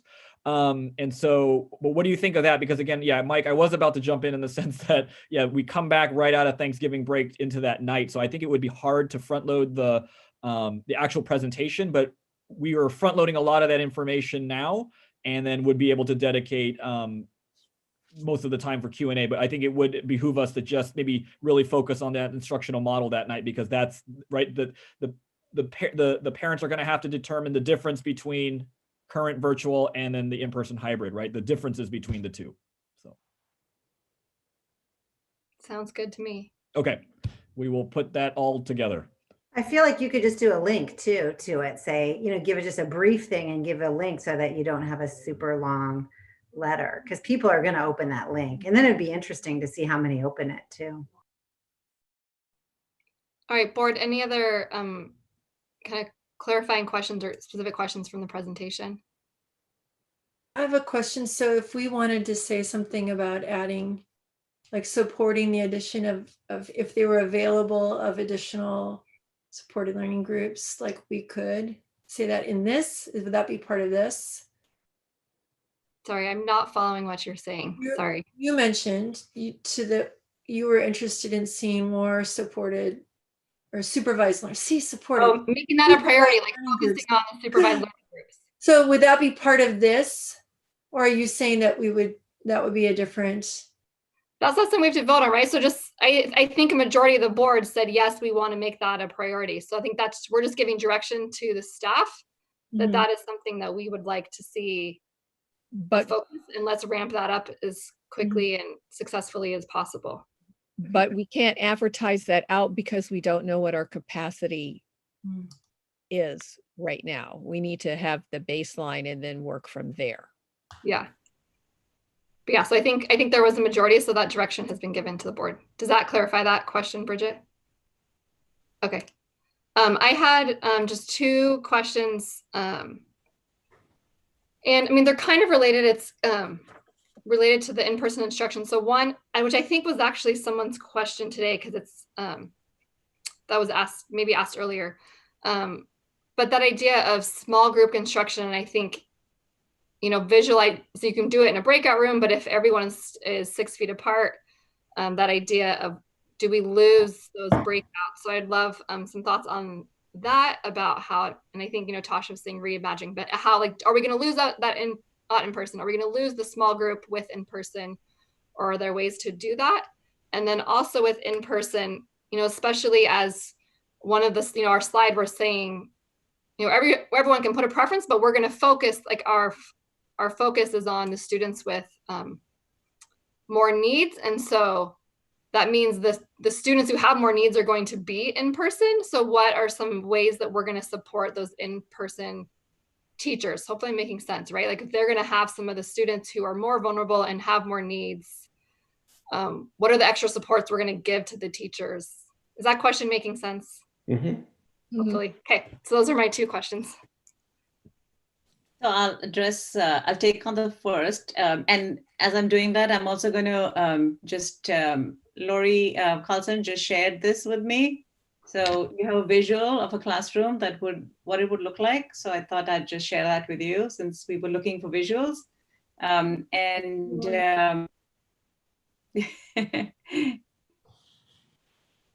That gives you a good idea of what the classroom setup would be like, and that's a classroom in Cumberland. So thank you, Lori, for that.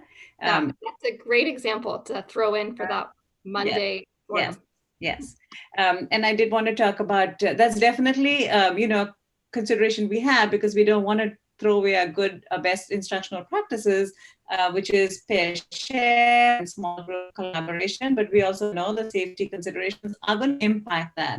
So that's what our group is going to come up with, the team, when we're putting these things together. So outdoors is definitely one possibility, when that's possible, because you can safely do that with maintaining the distance and having those conversations.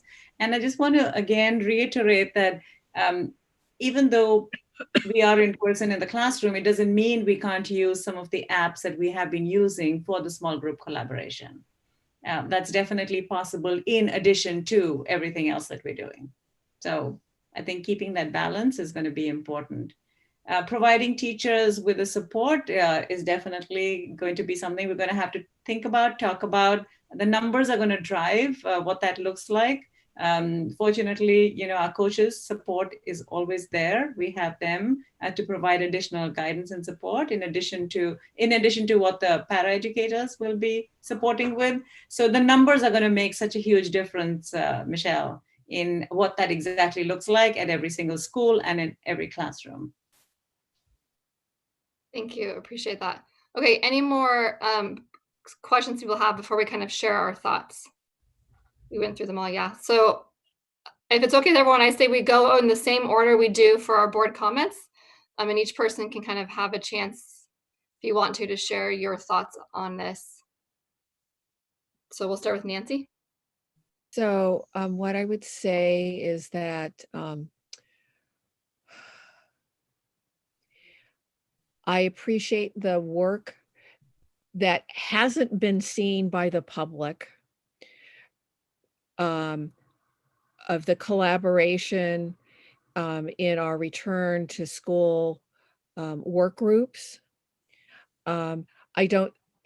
Because everybody's been, the teaching staff has been virtual, they haven't seen that their colleagues have been highly engaged and advocating for them in that process as well.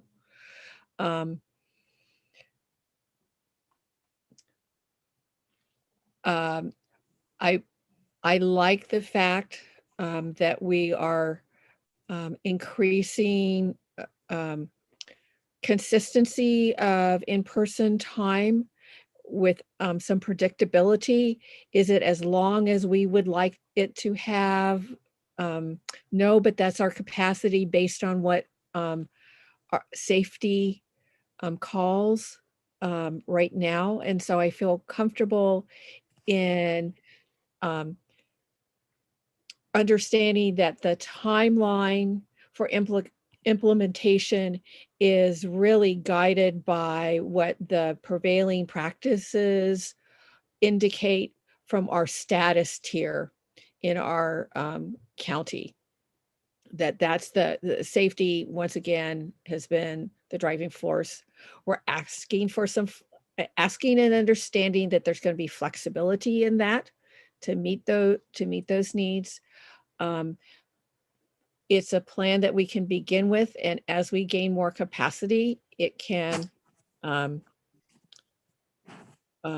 have opportunities to become more robust. But we need to have a plan so that we can move forward. And with the additional direction that we've given, I feel comfortable.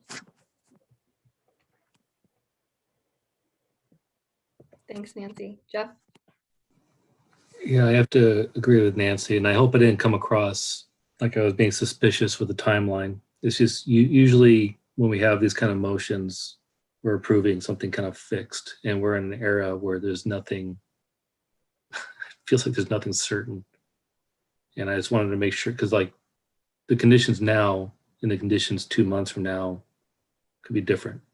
So I just wanted to make sure that but the reality of it is that we have been demonstrating flexibility. And I do really want to commend teachers, staff, classified, everybody involved for the flexibility, and parents for the flexibility, and students most often. I do worry though, and I want to thank Michelle for bringing up the supervised learning groups expansion, because that's something that I was talking about earlier as well. And I really do, I'm glad we're providing that directions, because I think that's an important component to help out the families. And my knee-jerk reaction when I saw the hybrid is that this doesn't, as a parent, this doesn't alleviate any of the stress in my home. And I'm also a middle school parent, so looking forward to that plan. So, but I do like the stage rollout, because I think the students that are really in most need are the younger ones. I think there's some that will benefit from in-person instruction. I've seen firsthand, the different phases of it with, students basically, teachers reaching out to students through like distance without even virtual. And then the virtual, which is met with excitement, but then there's a limitation to that. And just like Mala was saying, there is really no replacement to the in-person instruction. Proximity. I also appreciate what Dr. Dean was saying too, with, we have to rethink that, because I think most of what we're learning as teachers is proximity. And now we have to rethink that. But I think being in the same room is a form of proximity. It's just we have to redefine that distance. But like I said, I just really appreciate the work that goes into this, the intention, the communication. And speaking, I just wanted to address one of the speakers earlier. I really appreciate how our teachers really do feel comfortable with expressing themselves. I think that really demonstrates trust, with being authentic. And I like to hear the fact that they do value their administrator. I think it was San Miguel that was talking about that.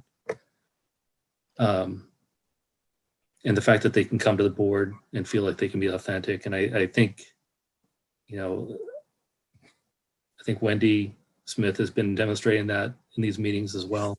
And I think been really good at communicating the needs of the staff and working with the school districts. And I can go on and on about this. And I just, like I said, the flexibility of it, the fact that we're really reaching out. And I also like the idea of making sure we're reaching out to the parents that we don't hear from, because I think that is really important, considering that some of the students that might be missed in the virtual world, there's reasons, and some of that might be, I don't want to say the parents don't care about them, but I don't believe that, but I just think maybe the parents are maybe a little too busy, and I want to make sure the detail is not missed. And I think there's a lot of value to reaching out to that household. So, thank you. Thanks, Jeff. Bridget? Well, I appreciate the flexibility. I do. I think it's great to be flexible. I hear stories about districts that are just doing one way or the other, and so I feel lucky that we're putting in the effort. I have to say that I am a little disappointed that we aren't, honoring the staff feelings part of things. I mean, feelings for whether or not they feel safe at work. And I understand that it's, that there's going to be a need to have teachers in classrooms, but I just feel like with the escalating numbers that we're seeing on the news right now, it's super scary for people. So like 2 months from now, when we hopefully have a new president, new administration, and there's even more vaccines coming. I mean, and the numbers have gone down because everyone stays home for the holidays and cancels their vacations and doesn't, transmit things. I mean, just hitting 250,000 people as a number, and like in our own county, having 25,000 people who've had this, and it might not seem like a big deal that 450 people have died, but I mean, almost everybody knows somebody who's had COVID now. And so I'm just really disappointed that we're not taking that in. That's not an outright question. I'm glad that there's a way around it on the survey where people can still express their feelings, but I don't know. I'm hoping that the numbers work out and that there's some sort of miracle there. My second thought is, I feel like with this plan, and as we go to another big change, I feel like we're going to have to, maybe there's an opportunity to look at our website and our communications, because even though some schools have their own little communication loop, Class Dojo or whatever they're on, I feel like, the rumor mill's out there.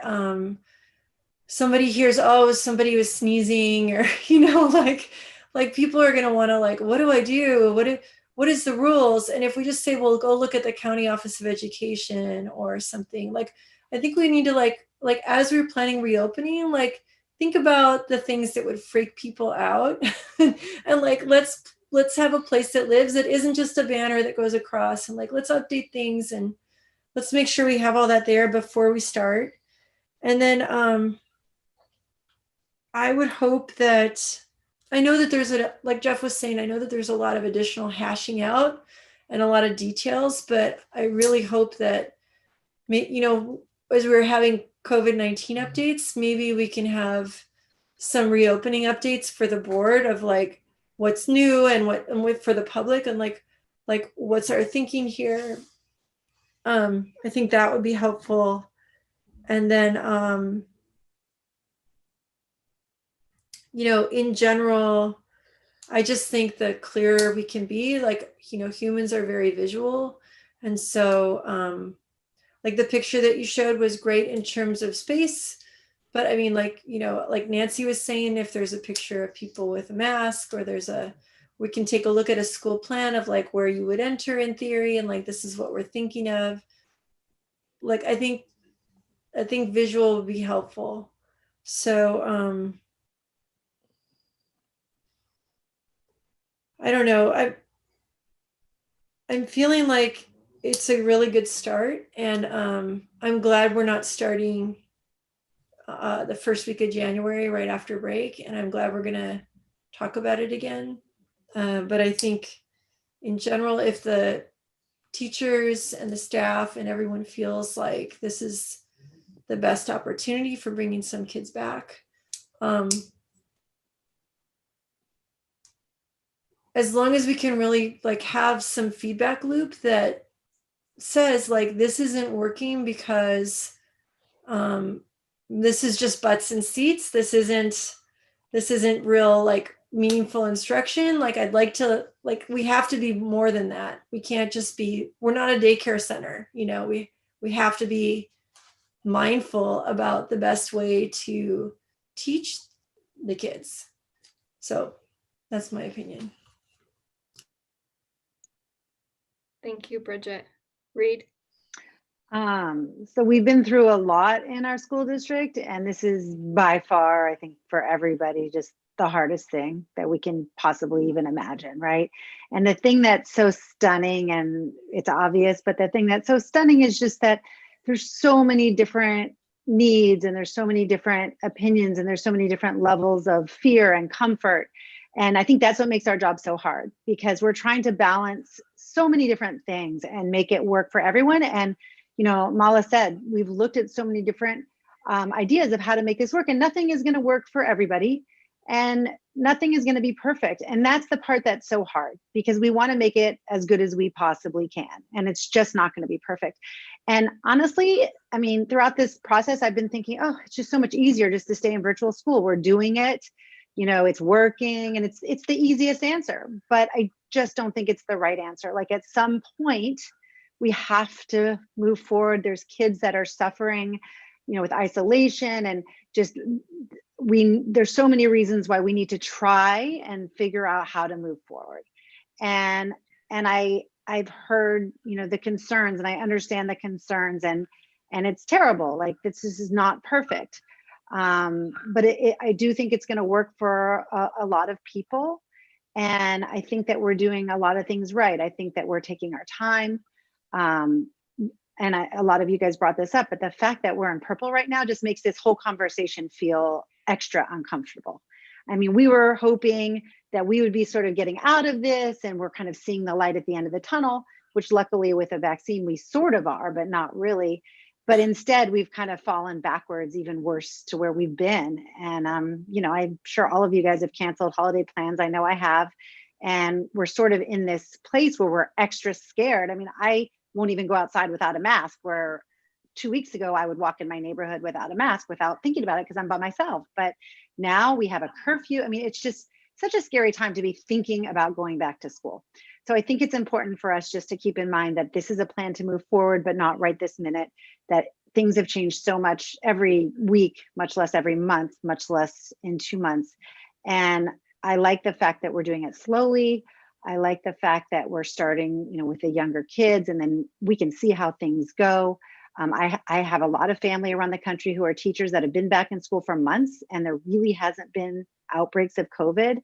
And it's, you know, we just talked to Dr. Dewan today with the Santa Clara County School Boards Association, and she was showing us a chart that, you know, once again is reiterating, not to say that kids can't transmit it, because they can, but it's much less frequent. So I feel like with the safety measures that we're talking about, I just think that it's going to be about as safe as an environment as we can do. There's always risk in everything we do. So those are some of my concerns. There's some of my thoughts. And I just, you know, I was planning on going off the board regardless of this. And all I can say is, thank God, like this is just so hard. And I feel so lucky that I can kind of step back right now, but I just appreciate the work that you guys are doing. And I know how hard it is. And I'm so thankful that we have all of you staff and our board that care so much, and our teachers that care so much. And obviously our parents care so much about their education. So I just, I don't know. I think it's a great district. I think we're doing our best. I think we're listening, and yeah, that's it. Thank you, Reed. I echo many of the same sentiments that you guys have shared. I just had kind of two thoughts I wanted to share. One, I was talking to somebody who is kind of, you know, researched and studied trauma, and kind of 3 focus areas to help prevent trauma are consistency, routines, and relationships. And so as this person was sharing that with me, I was thinking about that in the context of, where we are right now. And I would say for a large number of our students, even though it's virtual, they are experiencing consistency, routines, and relationships right now. And so the idea of them getting shuffled could create more trauma, right? So there's that side of it. However, I think about the same students I've been talking about since July, but probably even before July. Some of our most vulnerable students are not experiencing consistency, routines, and relationships right now through our current teaching model. And many of those students need this in-person instruction. So with that in mind, I know we've kind of talked about it before, but I would like to see the district really emphasizing the students who need in-person the most, and then also really limiting the shuffling of classes as much as possible. I know we've talked about that, but I just wanted to reiterate, for me, those are kind of the 2, keeping that idea of trauma in mind, those are the 2 pieces that we got to pull, the push and pull, I guess. And then I just wanted to share just an anecdotal story. So I have a friend whose 2nd grader just returned to school 2 weeks ago, I believe. So I was asking her, like after that first week, I was asking her, hey, so how's it going?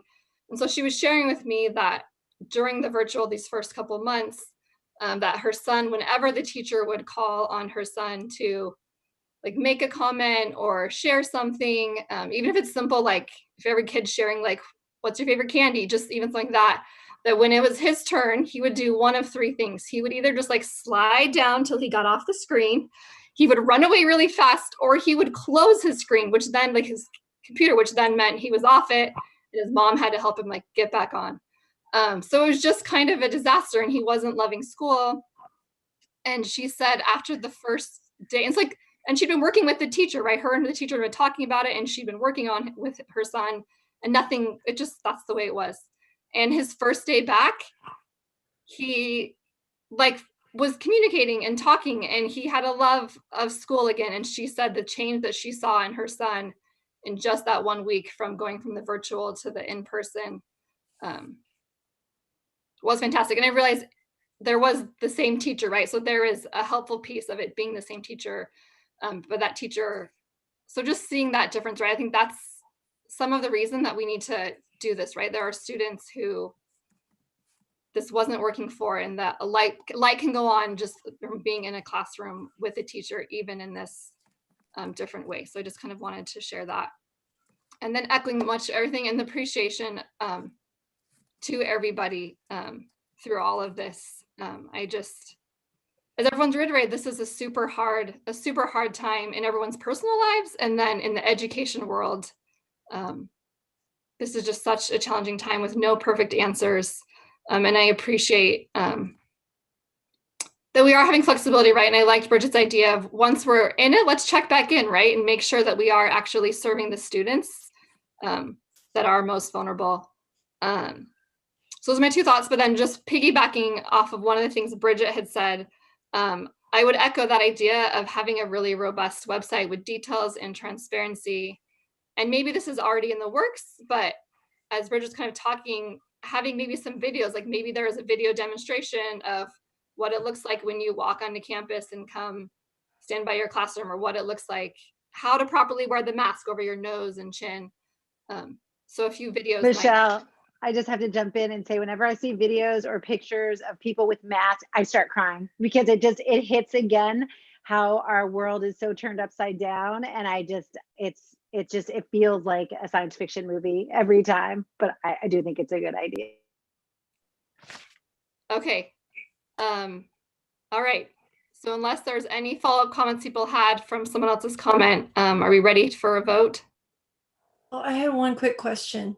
At what point do you guys have in your mind a point where you just say like, okay, we are fast approaching the end of the year. Like if we get to 3rd trimester and we're not open, do we still talk about opening before summer? Like if we get to March and like we've been in purple and February 15th or something, or whatever, 14th, we are still in purple. We haven't been in red. We haven't been in red for 2 weeks. Do we open? So that's something that I've kind of kicked around, and I don't know where I've landed on it yet, but I could tell you that if we got to that point, we would bring that to the board. We'd have to weigh, does it make sense to come up with some way to have kids meet their teachers, or versus like the disruption and the risk? I don't know. We'd have to weigh those factors when we got to it. But I think that's a good point, Bridget. I don't know. But yeah, we need to be monitoring that as we move along.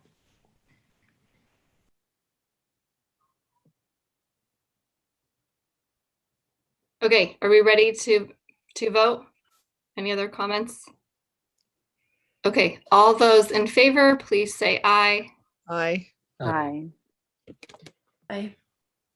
Chair votes aye, and with that, the motion passes. I apologize. I was so enthralled in the conversation that I lost my agenda. Give me just a moment. Okay, we are on to item 9, the consent agenda items. Is there any comments on any of the consent agenda items? If so, please use the raise hand feature. Reed, you gonna make a motion? My last motion. I move that we approve the consent agenda. I always motion to approve the consent agenda, so it's perfect. I'll second that. All right. All those in favor, please say aye. Aye. Aye. Chair votes aye, and with that, the motion is passed. If there are any public comments on closed session items, please use the raise hand feature now, and we'll give it just a moment.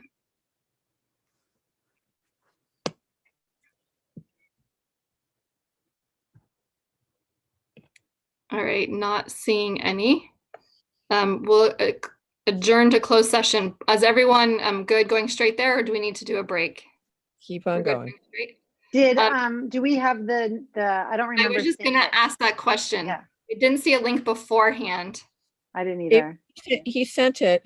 The link went out time we started the meeting. Okay. Okay. For those who are not with us when we come back after closed session, thank you for joining us, and thank you for being a part